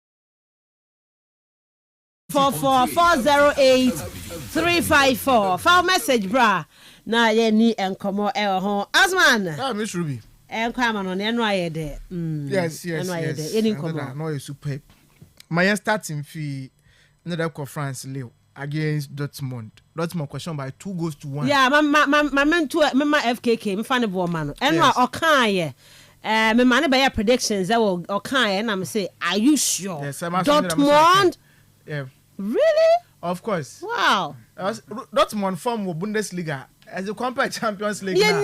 Berlin for no man share Real Madrid. It doesn't matter. This is business end. Yes, 1-1 since now. Expectations. Let us watch your face goes to count. It's no yes, 5th minutes. Jonathan David. I said no about goal no. But that Dortmund switch right there when it comes to the Champions League now.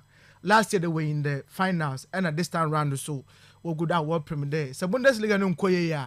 Yenjama Bayern Munich na one funny trophy, but the Champions League na one also they have what it takes today. They will definitely fight on. Now once we to wako na nyimo hono. Until the Russia Emre Can penalty in the 54th minute, and a Max Bayer na no sumpo in the 65th minute no, and I will tum na was share or yeah that 2 goals no. But Ruby player and that no biare bonizin. Number one also anyone was or yeah Serhu Grassi. And that one shall go this season. Seven numbers in the Bundesliga in the Champions League now. Oyazo tum na also. In fact, he won them the penalty. So na me dan ka moment na go kill no so kan wo bi na wa hye 10 goals no. Ko botum na nka wa bo wa hye but German Emre Can ma obobo e hye wo honom. E na afei osan so ma assist bio. Ma second goal no so tum na obey wo honom. Nti na munyu kese wa ba be equal Mohamed Salah ne record in the Champions League season na. Numbers no in the particular one season no. Otum na all year 14 goals, assist and contribution. And so this season, no 10 goals and 4 assists. And away to Nawaye. Now he's into the quarter finals of the Champions League. Into all things being equal, no Ruby said the same from not the Roma. And not against the FC Barcelona, he does always go. And I will make an assist now. Not about the African player in the history of the Champions League. No, where to now win the most contribution of Honum. Into no so yeah, bad in the Dortmund where you man will to know and come Honum. Into on to the next one. Well, question FC Barcelona. I'll be an interesting game. But in Buru Moka Kentin, you do one of my. Yabaje Bruna Yetumna is in home come. National break. Yes. We are hoping, sir, Obianco Pro international break. PBI possible. It's very interesting. Well, Emirates Stadium, and that's now bought 2-2 draw Honum. Because now why you in the first league, you know. And today I'm sure squad knows about now. For the first time at Teta, already a lot of the rotation. Especially Ben White. For a long time, in the past, now right back, I know. But this season, because of injuries, almost about by 5 to 6 months, you know. What's 9 channel, so I started to all pick up his pieces together. And then automobile, 7 to 9 minutes of Honum. A chill Honum, normal Saliba, and you know, crown jewel. So under more 920, keep your and I gave bro. And I want to know boy, and I at the left back Honum. No, I went off on Louis Scale, what was starting. Zinchenko is go behind him there or a utility player. He's a player in that said no ball, a chill Honum, Fin Honum now, or what but in fact, national team football on board a chill Honum. Obo Fin intended that Pate was dropping or mandama relaxation. No, Zinchenko's Jorginho and then Declan Rice and Awotumna was starting or Honum. And interestingly, Ozzy Tieno got 2 left wing Honum or Aya Afront Honum. International as well to and Merino started Bill as the first number 9 and Raheem Sterling. And there are 2-2 drawn. We will be no be albonization see Raheem Sterling. Good game. They don't good game. Hey, we are 70. About 2 assists or Honum. Now assist no boy no. Wababe the first English player at least with any team Wabobia in the career no. Where to now watch to go and will contribute to a goal in the Champions League. Into against Liverpool or Koyebi or Honum. Against with Manchester City or Koyebi with Chelsea. With Liverpool, no, yes, with Liverpool, no, yeah. With Manchester City, with Chelsea, and now with Arsenal, no, so way to now walk acquire that particular feature. No, so the first English player with 4 clubs, no, way to now will contribute to a goal. Or according to the orange another or my assist, my assist to 2. Stalino. Intended I know she had now bad one, but it was just a result. I know, but intended a 9-3 on aggregate, and Arsenal from Wotumna was a quite honum. Second game, another awkward were England, no, was why Aston Villa versus Club Brugge, another interesting game. And then I know you predicted what they did. Definitely. So I share the squad and Aston Villa once we could now. Or tell what team now where you Jumano. Even though not first leg in here 3-1, no, now I expect the Club Brugge Funum should be that tough into that game, no, because you who game boy Bergamo Honum, no. But in the 17th minute, no, and I would to red card or Honum. Now one can say about full squad in 11-11 Ruby and Tumumbo. Now afraid ever kwezi red card in that 17th minute, no. And Aston Villa would take advantage. But go sitting in the second half. Another interesting one Otum na obodo honum to Marco Asensio. And the Bob Brace or honum. And I say Ian Matson so Otum na obo or another go honum. But Matson will be a better than no simple because last season Dortmund walk of finals no. Now Okamubi. Now no with Aston Villa Sumpono. We go Rome in the quarterfinals and wasn't bono two na also and player under the non sumpo biar bonaba no ya Brentia what from Marco Asensio. Ruby why because this is a player say actually 2 years at PSG goals are not share and I'm wasn't boy not share that sir but at Villa Park na Aston Villa you more tomorrow no or ya zo tum na okon kanapaye the last 5 games player no tum na wabono or ya 7 goals and away tum na washe. And Aston Villa bottom about Champions League no. Now when you that money that experience now, then indeed no Marco Asensio no wasn't born definitely would come in over to my board the others no. Na nyama we tum na wa konkan. Marcus Rashford so yes no come already. About European footballer. In fact we testing in Nabida with Manchester United in the Champions League in the Europa League no. Now soon experience about Aston Villa no so about my manyama wa konkan. Into the next stage in say yes against Fisher might be a bit difficult for them.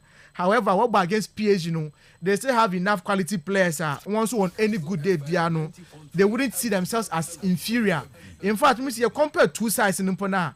Aston Villa in the Champions League no they have the history than PSG because Aston Villa Champions League no won't be that PSG won't be that.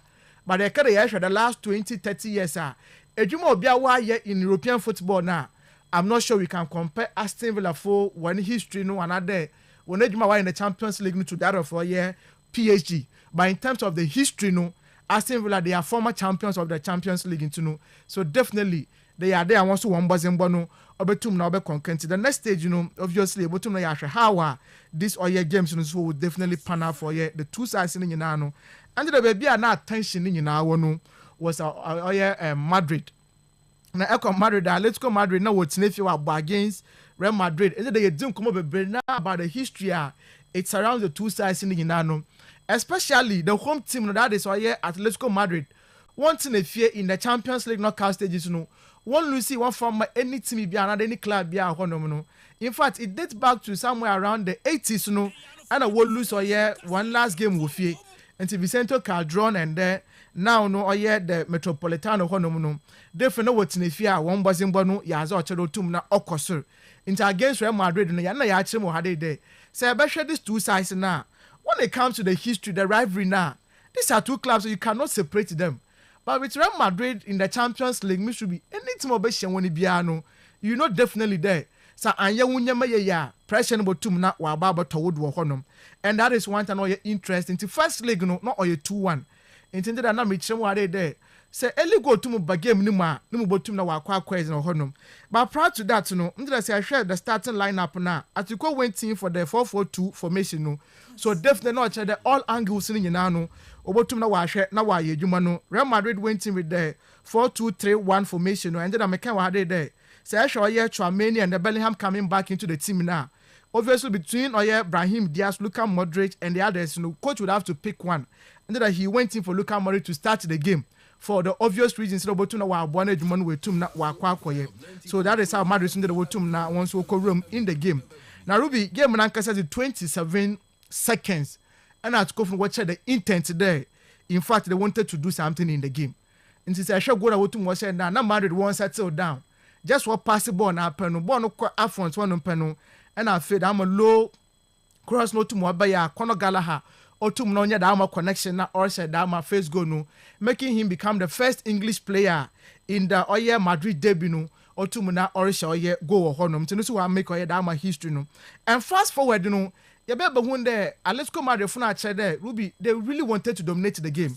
Into Abasha Actually, the striker for here, Atletico Madrid, the Julian Alvarez, in almost about space of by 20 minutes, Now we're to know call on Courtois almost about 3 saves or honum. Then you long range shot, up Bapena Courtois make it save. Up Bapena Courtois will make it save. Up Bapena Courtois will make it save or honum. Madrid one also when you one fair opportunity, was settled down. Once we try one best day, they also get into the game. Now we're to know once to walk, no walk on him. And then the Madrid forward once again.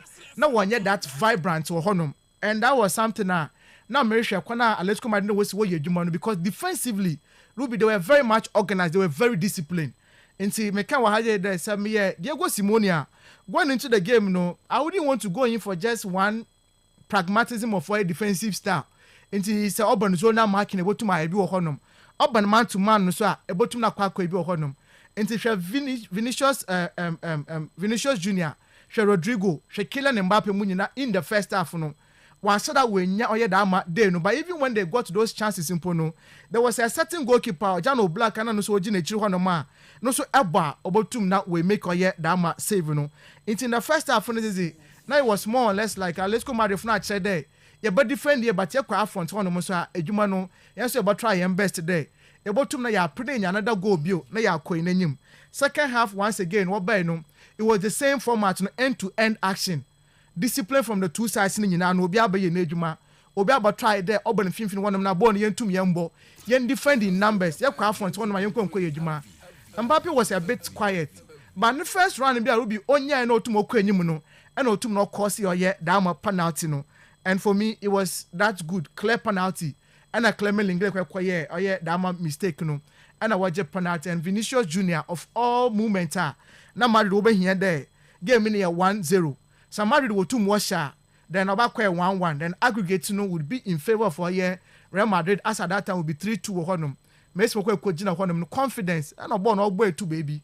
And that was the first time I heard about in an open player Vinicius Junior went to na was a penalty excluding yeah boy knockout penalties now that's what I say be that.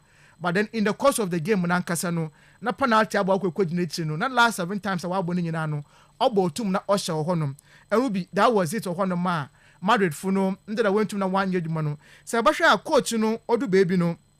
That is Atletico Madrid coach He made some changes. Into that I have Korea automobile 89th minutes, obo short to be and a make it that save no. And Ruby, mabana bado for that ma composer no. Basankonya botara kakra and otum na oshe one na. Nanko bongo there after that time 3 Madrid defenders wojina nanyimu no. Now certain Julian Alvarez, we imagine one man free or jina one to pass it down a ball and empty net. Now can we make a down connection no? But he went in for the Gloria, born no to no boy na or say no honum. Into one no mama dream but no answer no come music about Lamine Yamal. Barca against Benfica, the first goal I want to watch no. In that moment, any player would have gone in for a goal. So that I help Korean is in the bino. But Lamine Yamal thought of him the first. Into the vision, onya botarisha awareness there. Baby, I been watching a free no man pass the ball no. And I was a ball no ma Rafinha to my boy share. Into the Julian Alvarez no in a good position. But I bring to my vision that mama pass no na yentum na yenshare. Unfortunately, and our boss shot goalkeeper no make it or yet dama saving no honum. And the changes away in I think of faith in the second half because they did their best today. A corny biado no obotum na wakwa copy the second goal no. But now Madrid defense were very resolute today. Sanyos yon to me and show goal now. We are not also going to concede another goal bill. Until that 30 minutes in was a count no. The 2 sides in no. In fact, that tired legs no way to now album no. And Jude Bellingham most especially. Shane Ejuma no tum no oye. I quite remember there Vinicius Jibo be not to pass the ball on the back. And no Colusi in a counter bay. And a Bellingham went in for a tackle. No real makes more than a buffum. No could come Guvin no do no. No wonder yes or Cheddar he's the leader when it comes to team num. But him Diaz and so bay no. Chedman so to mobile by a honum. Until the 2 sides here mean good football. Okay. In fact, now your exciting game. End-to-end action. Oban the physicality now. It went in or honum. Oban made some ball over Bona. That was how we took no quite. Penalties will be no your beyond game. And for me, I should make some penalties see all quite now. Now Madrid am there. Madrid definitely know they have that mentality there. You man over to now why. Even though they are penalties under the Oban Ruby, no one shut down yet. Na me who know that great or especially the last 2 now boy na was winning. Vasquez ni really got yes. Na me say that me who ye. Because I share as at was starting Madrid no first na was share. I took a boy share. Made question second one no. Second penalty at Coco Boy no. And a VAR or ruling off no. And will be young videos in be on easy. But for me feel that touch in the bay. Oh, I am bright. Whether you complain or not. Africa that Madrid Madrid will be I disagree. I disagree. Yes, touch no or your small kitty be minimal touch, but then there was a touch. That was one thing I changed to me there. There was a touch of honor. Intended a VAR no or as a decision what will take your honor. All right. But even with that no, now it's not quite 2-1 in favor of Real Madrid. Madrid could won the third penalty, Kwasen. Jano Black it. Yeah. So the next one I'll be on at Coco question bill. Yeah. Not quite equal. Laurenti. Yeah. And that is football a very for good you. Player, that is football for you. And then I feel there or you're the best team who win the game. Even though for me on the day no, actually in terms of chances creation and a ball at go boy now. Now be actually there. Now we deserve to work with the next stage, you know. But in football, Ruby, it doesn't matter. Mobile here in there, you know. 1 or 2 more qualifying, sure. And that is what they did. Right. Really got the last penalty, no. That penalty, no black in your direction, in fact, on your touching, but now sometimes Ruby, Mawacho one, and other honor and that to go for no. Or to now with him, I know they will be disappointed. But when it comes to Madrid, because this year, no wonder Metropolitano, when lose the game, no, in regulation time. But check in the penalty shootout, no. Well, Lucia went to man qualify. Into Madrid has beaten them. On one across one stadium for a long time no. Not to me be on knockout stages and we couldn't win one fee. But then they had to take their bitterest rival there. They made man what to warrior or honor. See, you'll be about Madrid for now bad. And when it comes to the Champions League now, you know there, Madrid definitely when we get to this stage now, they are always the favorite for it. It's you know. Yambo na bad when the penalty. Easy. Okay. All right. Kudos to Madrid for no honor. Okay, FKK. I walk a crack no games na hona fe. Then your predictions quickly when at the end. Sure, Dortmund dey na nyam because I first say na say by experience kwa no more kakra a chain Lille for the entine me nye too much surprised with that. Arsenal dey also results no nyam because so change team no kra. Emma players no be akonya momoko boy and PSV no ven at least now so mu save face kakra at least getting that draw no na ye the momo but that first leg you know next time maybe on be ya hwe Aston Villa 3 I mean Villa for no guso a surprise ya man for uko England be ankomo ye epia a team an kadodo na be expect so be free muntem yes by any certainly Liverpool be ekodadada City so kodadada and two main clubs are in recent years so because some performing be as a Chelsea for one bar on be perform on be mount exceptional quality in display no and also make me call the way to the final no between Liverpool and then City so try be a Chelsea function e be ka ho kakra but the nay omumienu na film na certain Aston Villa be OGB ache with a coach on also ni Europe no ne dia no all the beba Europa, but still with that few quality players now when you're mono after for no one dia cancel pay at the moment while Timia map up that strategy on also nam through all the way since I starting from the league phase I think Aston Villa have been there or more consistent and so it made continue no na canon no man big grudge no you're right Barca they've been there Liverpool omunenya almost because 90% perform because so munyina lose a game but now mo na mo holding was so but now Steve and so within that teams now be bom within their can and I think so no one or more chrome so omo e the air core monim then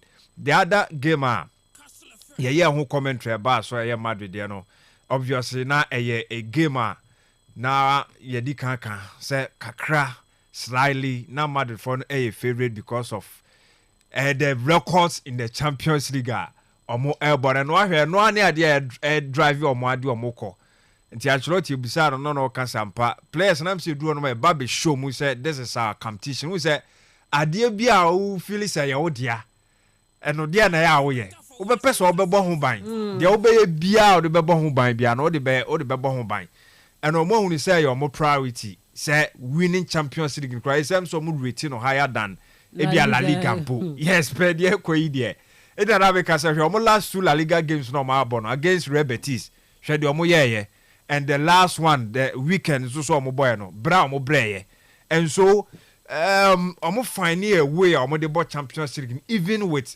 team no bones as a lighter empo no omo the baba bisha on the Enra game na baso no the starting lineup omo the two dry and everything how will be a share no how Atiko started na bibia chesa Atiko for no be hardwin especially omunya sa early scare taking the lead nanka me kan say na compete me anya even the second goal even within that first half na but almost blast be away ama and timi amfan from then Madrid nya sa ahotoso I won say ya ahotoso onya sa realization na say utimi realize say that be ade ne muda ho let's go for it. That is why na ma de no mpo den man they played that ugly but the name important they say just get the licenses which is the qualification and now omo the penalty shootout omo nya baako over Atiko foi tina to Atiko for ni unse coach na so na wo ho Diego Simeone na wo ho final no so obekaya yeah sure of course na omo je ono a nti e basa is up to the coach ni say mentally obema ni players no are strong na omo so awurawura wo say referees and as the coaches no choose penalty takers in there, but sometimes maybe I'll bet me advice here and all that. Clearly, now Madrid I willing or more ready so bet me the fact say at the consequence me win it during the regulation time no. Na bibia so chese to be here 2 extra time no. First and second half number and Madrid so who sa a different breed and I say different energy on the boy. Sure. So it means no more a business no. Madrid dominated in terms of a possession. Said the Musi de but time create and I said chances creation in there. It was all about Atiko getting 8 shots on target as against Madrid 3 penal boy no. All right. Even all no crash total shot on 10 and a Madrid boy 3 air block and the other 3 no air off and obesie or 4 na kind off and 3 air on. Nti omo ansheda nye enough in terms of more chances create chances also more create no but the na who be here so more cover penalty shot no community once again more try for Atiko which yeah kasa but all right I say hey Madrid and Vinny KK Lincoln from Bradford, watching you live from Russia. Ose Barcelona, where Honorable Joseph Amanfo Egan. Eddie, I don't know. I'm loving the show, pa. Seriously. I'm so happy that Madrid won. Arsenal is going to Osman. Arsenal is going to score Madrid hands down. Then Daniel come and say, watching you live from South Kenya and say, Arsenal versus Madrid is not easy. All right. Yeah, quick prediction, Osman. I know Old Trafford, Man United, this Sociedad, no. I went to call 1-1, right? Yeah, yes. Man U qualifier now. Manchester United, Old Trafford against the Basque region clubs. Mark had it several times a day. What's in fear? We share those clubs now. They struggle a lot. Walk away, Mama. Otumu konya dama result, but bet snifia na results in that favorable for them. United for us would snifia in the league this season. In almost every competition, they struggle. Premier League, how many matches we lose? FA Cup, what's in the final where you won't feel more honor. This time round, so someone CBO in the Europa League, no. Coach, if he has anything to do, so we're any shame to protect her. Ruby, me feel there. Ten Hag no nyazi. Obia can ask him. We just no more koi. But if Ten Hag is so proud of 2 years, every season me no offer trophy. Into our coach na bana yes now where ya pen coming coach any mejuma a way Ruby na more obia boys what Tony was the for no.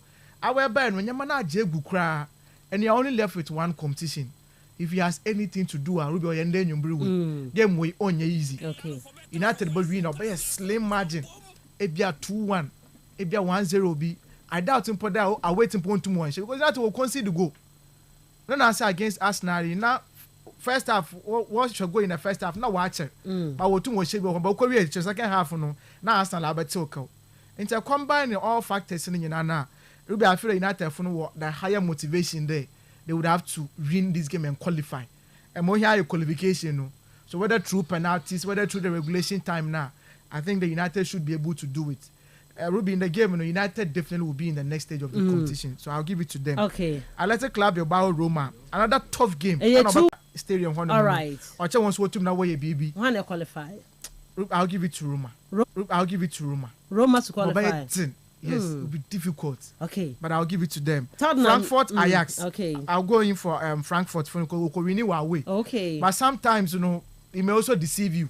Because Ajax to me Shawana game now by a draw. And Obotum now fight until Frankfurt, if they have anything to do, just get an early goal. Right. Settle the nerves, then enjoy your game. But I feel that Frankfurt will qualify ahead of Ajax. Last year against Victoria Pilsen, away Okorini by 2-1. The quality is enough for Lazio from the Robert Tinefio Stadio Olimpico. Straightforward, they should manage this game. And to me, don't concede. 1-1 draw, 0-0 draw. You are still qualifying. But what to me win the game with faint. I will go in for Lazio to qualify. Olympiacos Bodo Glimt 3-0 and once was the fee away was it fee. Bodo Glimt will be they are stubborn side. I'm no waiting. But then or your football be able to me see. But it to Martin if you actually 3 hours by 3 goals to 0. What's your 5? No team na nyazi. Anything other than home team no to match be no. Then no check there about could be obey bibi unhu kakra. I expect the board of them should manage this game. So we will lose in 2-1, 1-0, 2-0. That should be enough. At least goal advantage and one team no from qualify. All right. It's our going for the away team no. Leon Robert Nefi will be away or by 3-1. So what am I expecting? All right. They should win with your honor. Rangers from the batch another cracker. Mourinho. What's say Mourinho? What's Lucy? 3-1.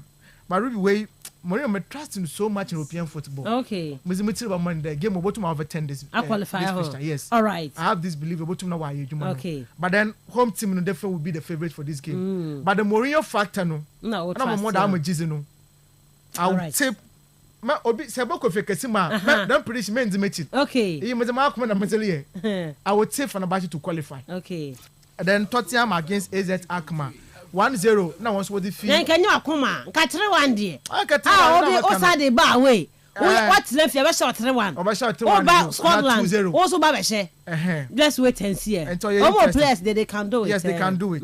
They can do it. Tottenham to qualify. Tottenham to qualify. But we want an easy game. Okay. Tottenham they have the players. Support to only or the song you mean start na bench. Support to go no papa no. I don't know yes adem. Oh no problem ana. Let's send some poor flakes in the form nation down. No, they say go see my or trust the boy no, but okay. That should be Chelsea qualify. Or Chelsea will qualify. Chelsea will qualify against Copenhagen 2-1. Hey, that can qualify in the Stamford Bridge. No, but they should kill the Chelsea on a good note. FKK with a good note, right? And Rocket here so Kraku, Ghana Football Association president. You can was say ne or no post to say escone so there or escone so serious one wako akoi to say no yes and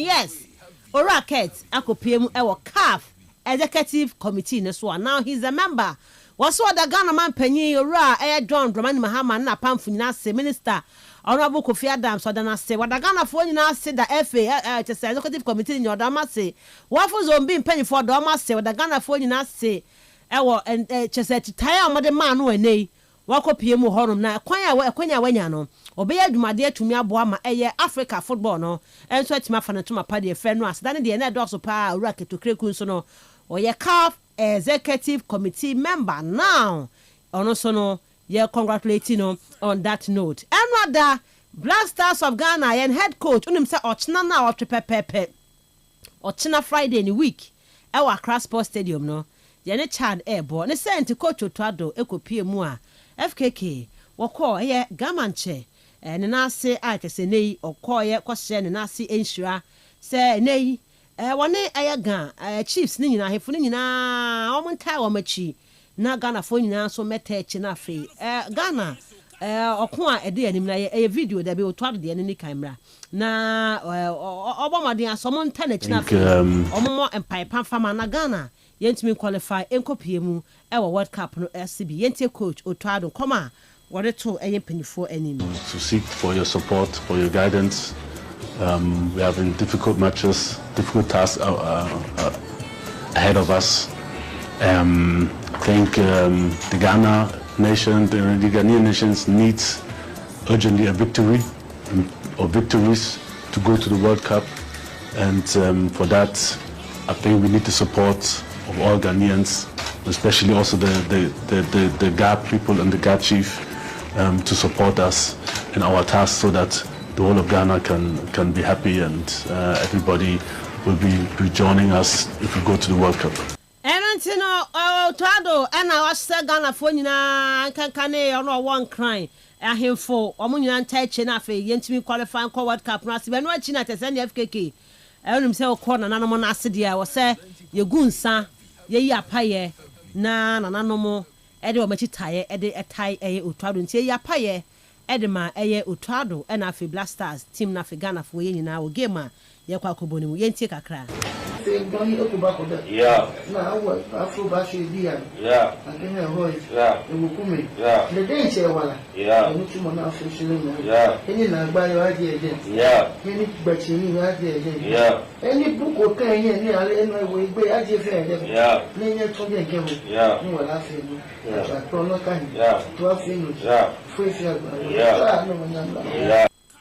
Entino enra said ye apaya no de ma Otado ene Ghana Black Stars no ena ye de atudwa ma wo no yenko nsem from dia Eloni Amande papa yi Kerala United team no mo be yesi wo de ma mo kama pa na so de atudwa se nei Ora Kofi Adams ohwa na otumu se Ghana yen former president the late Ora Jerry John Rawlings na se ni subi ni ade wonimu a ase odwin Ghana for odwin ye ni je ho na we opanyin ase o mindful energy no e de wakoma so a na nanom samanfo wo ma omo som abosom wo ma wo mo som nyankopon obi bia no etai wachi emankunimdie eye wodea. So when I watch Honorable Kofi Adams from afar, I feel like he has a lot of the Jerry Rawlings ex-president honesty, integrity, the people first, and because he worked with him,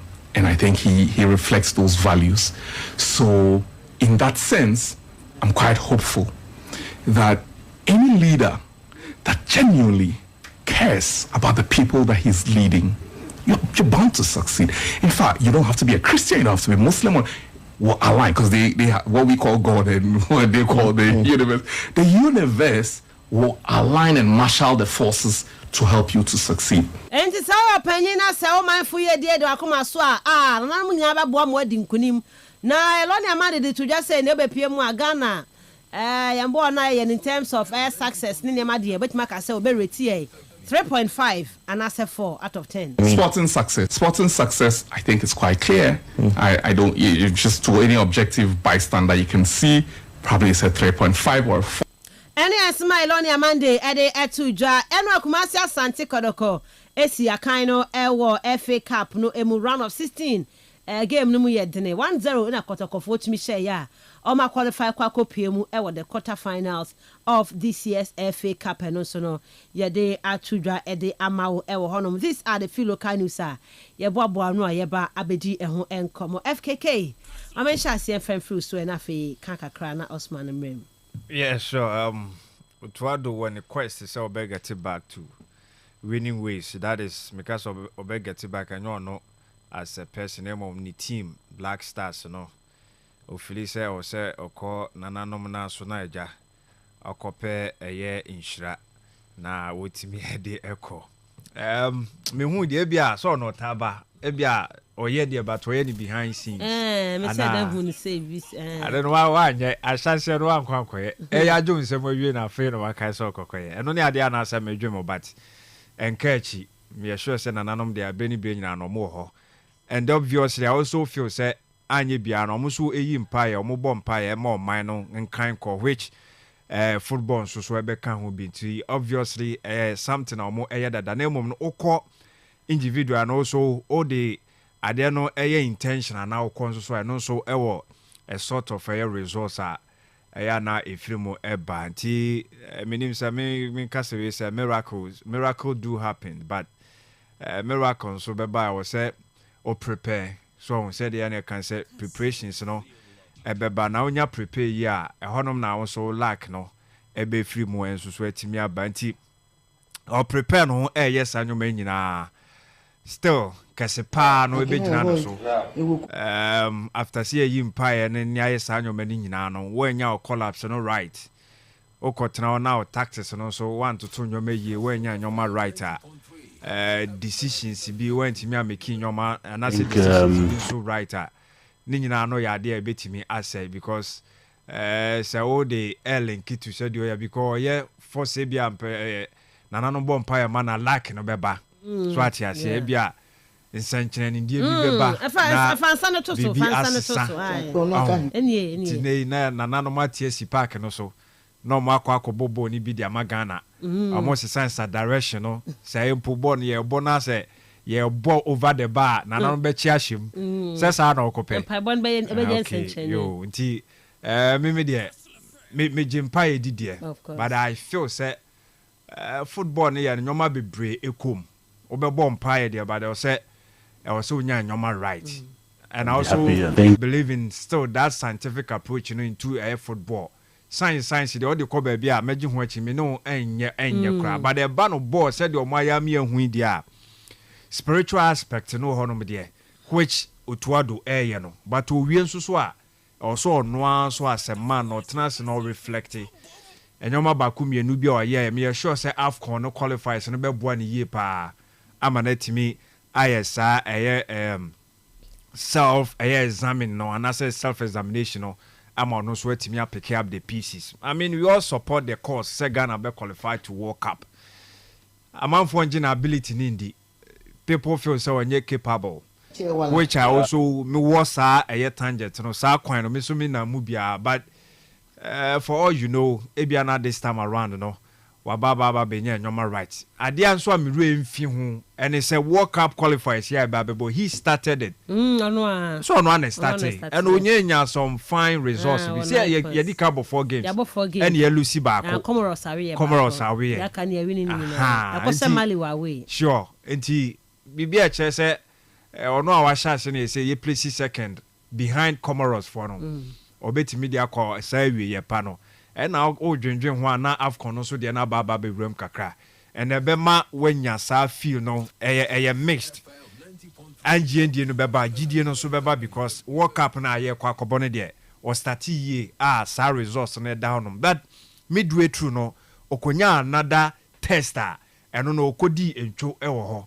it's why make us say or trans na say or hwehwe no ho na so hu baby ono a getting things stronger ebia or try so pick up the pieces no the sisi ani a ebesa asa atoa ye kama ba say koye ahwehweniwa ana say glass eno de epaya o hwehwe no ebedin papa na emu no ebia akwa bibi te say dam ya ya tu ya and the ebia first round no wanya nyoma ye wan hwehwe ni ye ebedwregu but unya another opportunity some ebia mo call 5 rounds midway through no some to 2 no we lose nyina if 3 na aka no obetimi aka back no aba be hyehyehye nyoma ye no atimi awi ni say ye sorry na ekoye damage dia na fine but say ekoye glass natural ni dia abedin atimi e dia mind yan wish no all the best of luck ye betimi aka no adwuma no kase no pa no e wo no so a ono mom na obetimi empire dia ye wema obia but waso ye den akasi ya empire mounti unya nyoma ye unbo bra ye untutu nyoma ye a still na no bebre wasasi so wo hwe a lawyer Monday ni nsem na okana so we dey genuinely wo tire chiri na wo hwe Owura Kofi Adams say ye betimi akase ne nsem kae no ene betimi agina so dia kan bia no na lawyer Monday so so agina say action bia infimu by so far e bia the little action here e bia obaya na moto bia otutu kokoko some few because I mean say weightlifting so mo ba mo aye bibi because mo aye there be mo aye program bi weightlifting I'm no ko election I'm wrestling I say weightlifting is it I'm wrestling enya football other game bi wako of course what they can call wako boxing omo lunch of fair this season yes enya boxing mekai okay yes I light games bia yes wako ana omo program bi a ya think say short cutting crampo ebemu yes so I feel say wo di nyina ebo maka it means say or a man I bia obetimi the action no so can also any godfather if I'm right to say this nipa na all mentor no okay on ni adwuma eduru be obey ni personal aid which is Ora Jerry John Rawlings. I don't know your Juman so be and so a action man. And Tibia no so be pick a credit a film or bay ubia. Tino Costa Utumfo said to us and Tino no can say Kofi Adams so nim no nim say adie bia de no be hye ne sase onye bia no o make sure so obeye aye ni ye a get the right result. Tibia no na Eloy Amande so ho a ono so e piki bia timi ade akanti utie ne nkasa na o kan de admi so o man obe mini menka say o mini obe mini business. Sure. And so let's wait and see. Yeah, let's wait and see. And say it's the right word to say yen twen yen hwe say sa ade chi ade sembre no kwa na ekọ na nimti.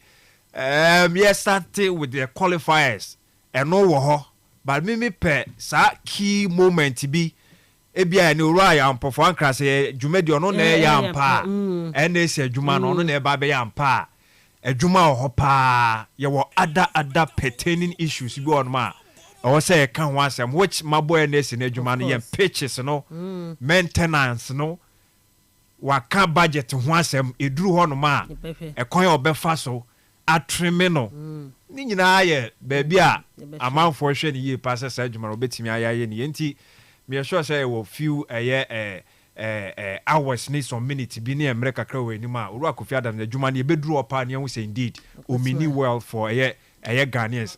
Because there you but to abano NDC one manifesto and one campaign with Gina platform catching in there. So what bar Ghana Premier League and on Division 1 teams no. It's kind of much one more allowances. Ruby, what kind of budget here? But was in the social interventions programs was about cook 19. Not a single one and all your sports related. It's not maybe someone there. So far, no. And one betting and yes, sports are similar. And yes, sports are similar. And yes, sports are similar. And yes, sports are similar. Sports related development. I don't know sports no cry. It will be not maybe someone there. It's not a damn our catcher, you know. What can I keke? And also dot then. Into minister say minya I want some we should also get in further and better particulars or no. One by Zoom commander yanta there. Yeah, by then in what form? Another what kind of keke because Ruby says ministry now budgets now what kind in fact or your average version minister by kind parliament and so far funny out there the details of the main one in okay yeah probably share the ministry of sports and recreation sika hen and okay what are the activities I want to know just the FAK always in one common about activities now the ministry now by because those days your National Sports Authority. Now your YEA Youth Employment Agency. And your National Youth Authority. This is a bien way film. Okay. What can they say? Aside from that NSA agency, no, I bet my put bio and a minister no obey. So me, I want to know some of these things. So I man, then it looks as if the ministry no. Okay. Yeah, share activities away. I want to believe that some question I will be say on Premier League for no sikano. But person major this say going into budget maybe a key highlight you know and on boss what can say which say detailed one there compensation for 19 social interventions teacher for 1 19 nurses for 1 19 or to scaling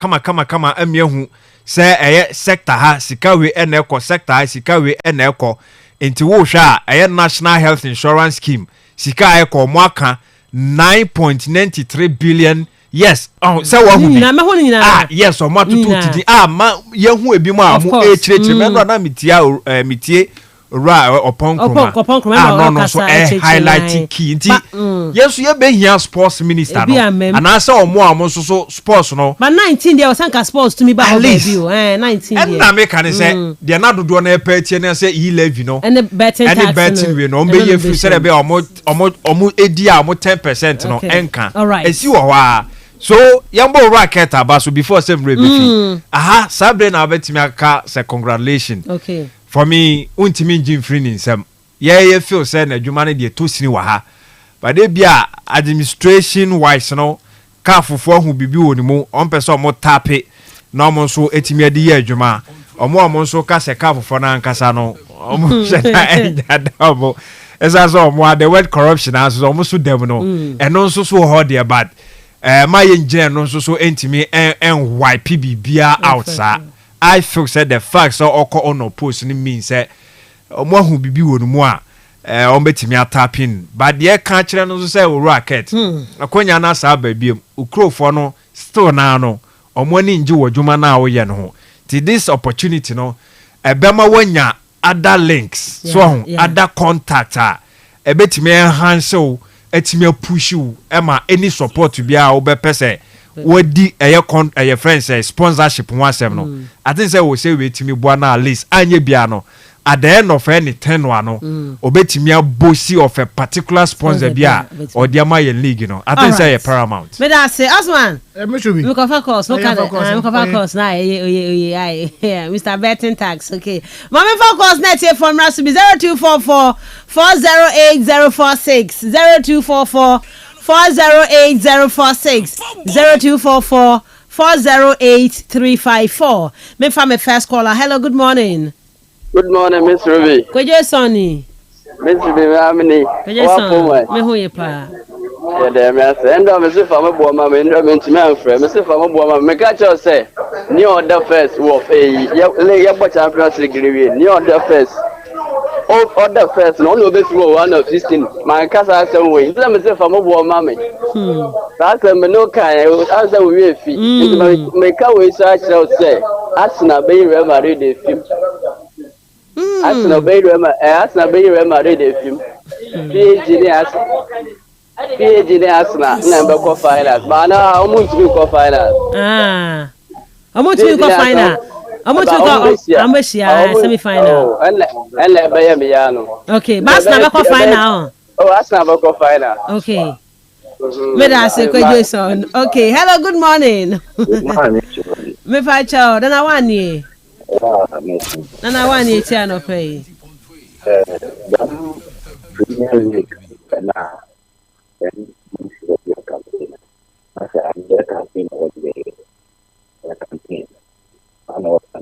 Mbacho on na ye kakra ha ola ni breaki Iza ko tikata na no ko kaka na to ani ya ba te ma o sa da etwa ala pe ko na o banana what the tax on the go to the action day parliament mun ya ko yi do so yi la ya shi mun ta ka ni ya pe ta ka on ba o je o ko what I had and it's coming out. So what is done with the campaign? Okay. Mr. Medase, hello, good morning. My name is Ruby. Evans. Yeah, Evans from Mensah. Evans, 80 years will be a trouble. This is the end of the ATM on your or I to cook with you. Did a Okobas, I am my Sunday.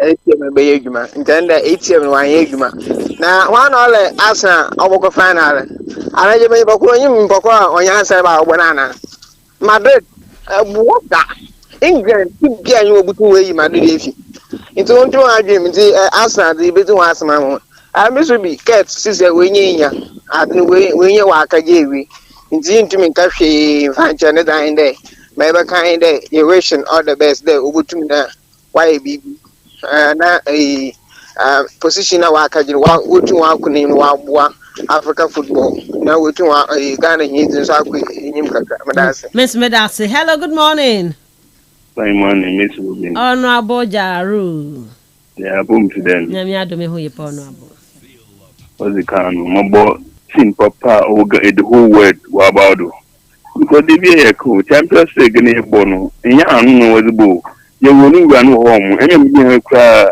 ni ball be se me ko shebe madad ya ta na o the Champions League ti mo bia mo match be 3 goals bu nti madad ni na yin no ni ku kwa what's the word we post well Africa another one Africa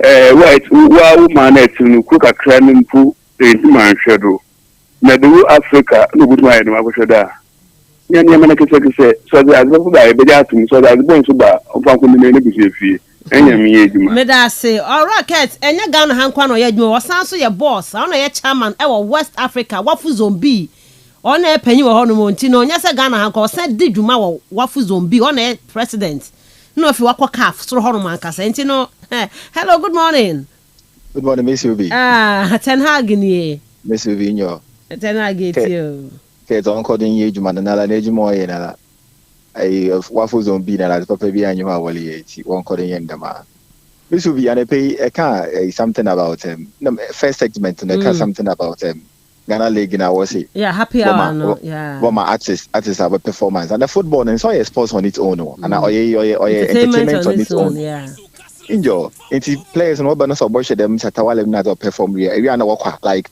supporters no we are na work fi na da better na was on such a board because 90 minutes is away and it's a my bedroom for be about 30 minutes and say better watch 90 minutes of boring football another more yeah I mean there's no time there with them better on them bush enti more do in there although the investment no yen on your investment to clubs move na clubs no attractive okay without any entertainment today was atwale no more better now in there we are watching quality football and then we are being entertained by the football that we are watching we need extra you hear there what they pay extra entertain be an better entertain na sana if you are so you watch ball but your friend then I think Madrid did very well by winning the the Muhundo Atletico Madrid one game okay but then also see that is football for you and Madrid also Champions League is it but our friend then Arsenal for no they are always hopeful and they should continue to be hopeful there this time around we are also win the Champions League okay we'll share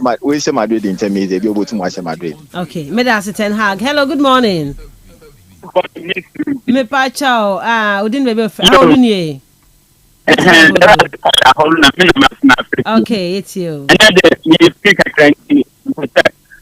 Miss Ruby in fact last Saturday I was listening to you on how you present your speech. You were so magnificent on that morning, last Saturday morning. Yeah. In fact, me part Sanka the day if I walk as a female president, I need the way you present your show. Okay, so you award there. Say you let do the consider from the Medasi.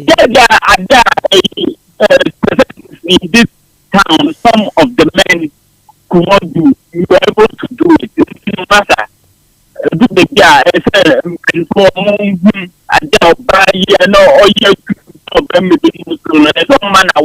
okay. Medasi. Medasi. A friend said, "Keto Kreku, wrong with the position you got now or where you are gotten to now. Okay. Ghanaians wrong. Nobody thinks in the place. Only I said I shot some kind or the way now or the Georgia family the epic. There's something wrong. All right. You want to do something. Okay, Medasi. I'm hello, good morning. Good morning, Miss Willie. Me pa chao. Maso Pomani. Good Guatemala. Nyami ado me hu ye pa. Isaac Onway, Jamila Chibuko to make school dancing. Moko Chico na here, my did when you have to go from my keeper Nankasa.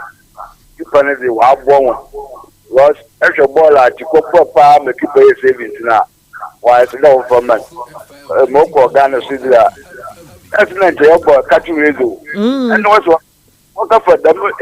Satawari in the local walk. I cutting red and also count. No more count, cutting red and so count. In a count be near the boom, mamma. The moon if you big one was catching it, if you cut away action for coming in the abortion to back on. Was the move where we are about for some of the men. And there's some Ghana from people. When you're chimney, up on top. Next time you your point for sugar, man, you move from your house, you'll be a catcher. I feel some papa, upper park or the park, shoot the park. The worship from the way this was ball and Sana. And then me, I got for town of food because we are back would you say, okay. My family last caller. Hello, good morning. Good morning, Miss Ruby. Me pacha, ni me you didn't be free. Ebo switch off. Me fefi Mensah prisons. Ebo switch off it you. Yeah. Miss Ruby, what in the Champions League now? Madrid, Arabia, Libya, would do at least semi-final, quarter-final. So would do what team they level to me. Eji Madrid de Finbiano. It will be Champions League. I'm a must. Because me carry Chelsea. Over the second Madrid no win. We now sure. City will be Champions League the first time Madrid when they can. So Arsenal, so we can now the Champions League this season. We can win Madrid around. And I don't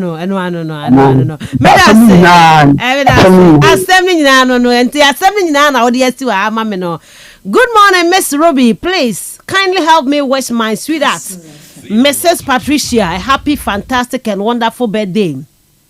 May Jehovah grant her wishes throughout her life. Mr. Cheba for Elmina and our way come our wife, Mrs. Patricia. Madam, you were so happy birthday. And I say Madrid, it's always married and we will always rule the world forever. No matter which club comes, still married will rule. Madam Simidin, Miss Ruby Adams, Osman, FKK, what you want, Alfred, you copy live on Facebook, Edward Piano Pay.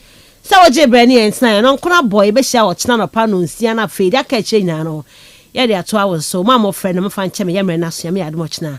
Your best thing about, because one more Fidiano and a Hanum say, Media Cano, 2 hours, so yet we see.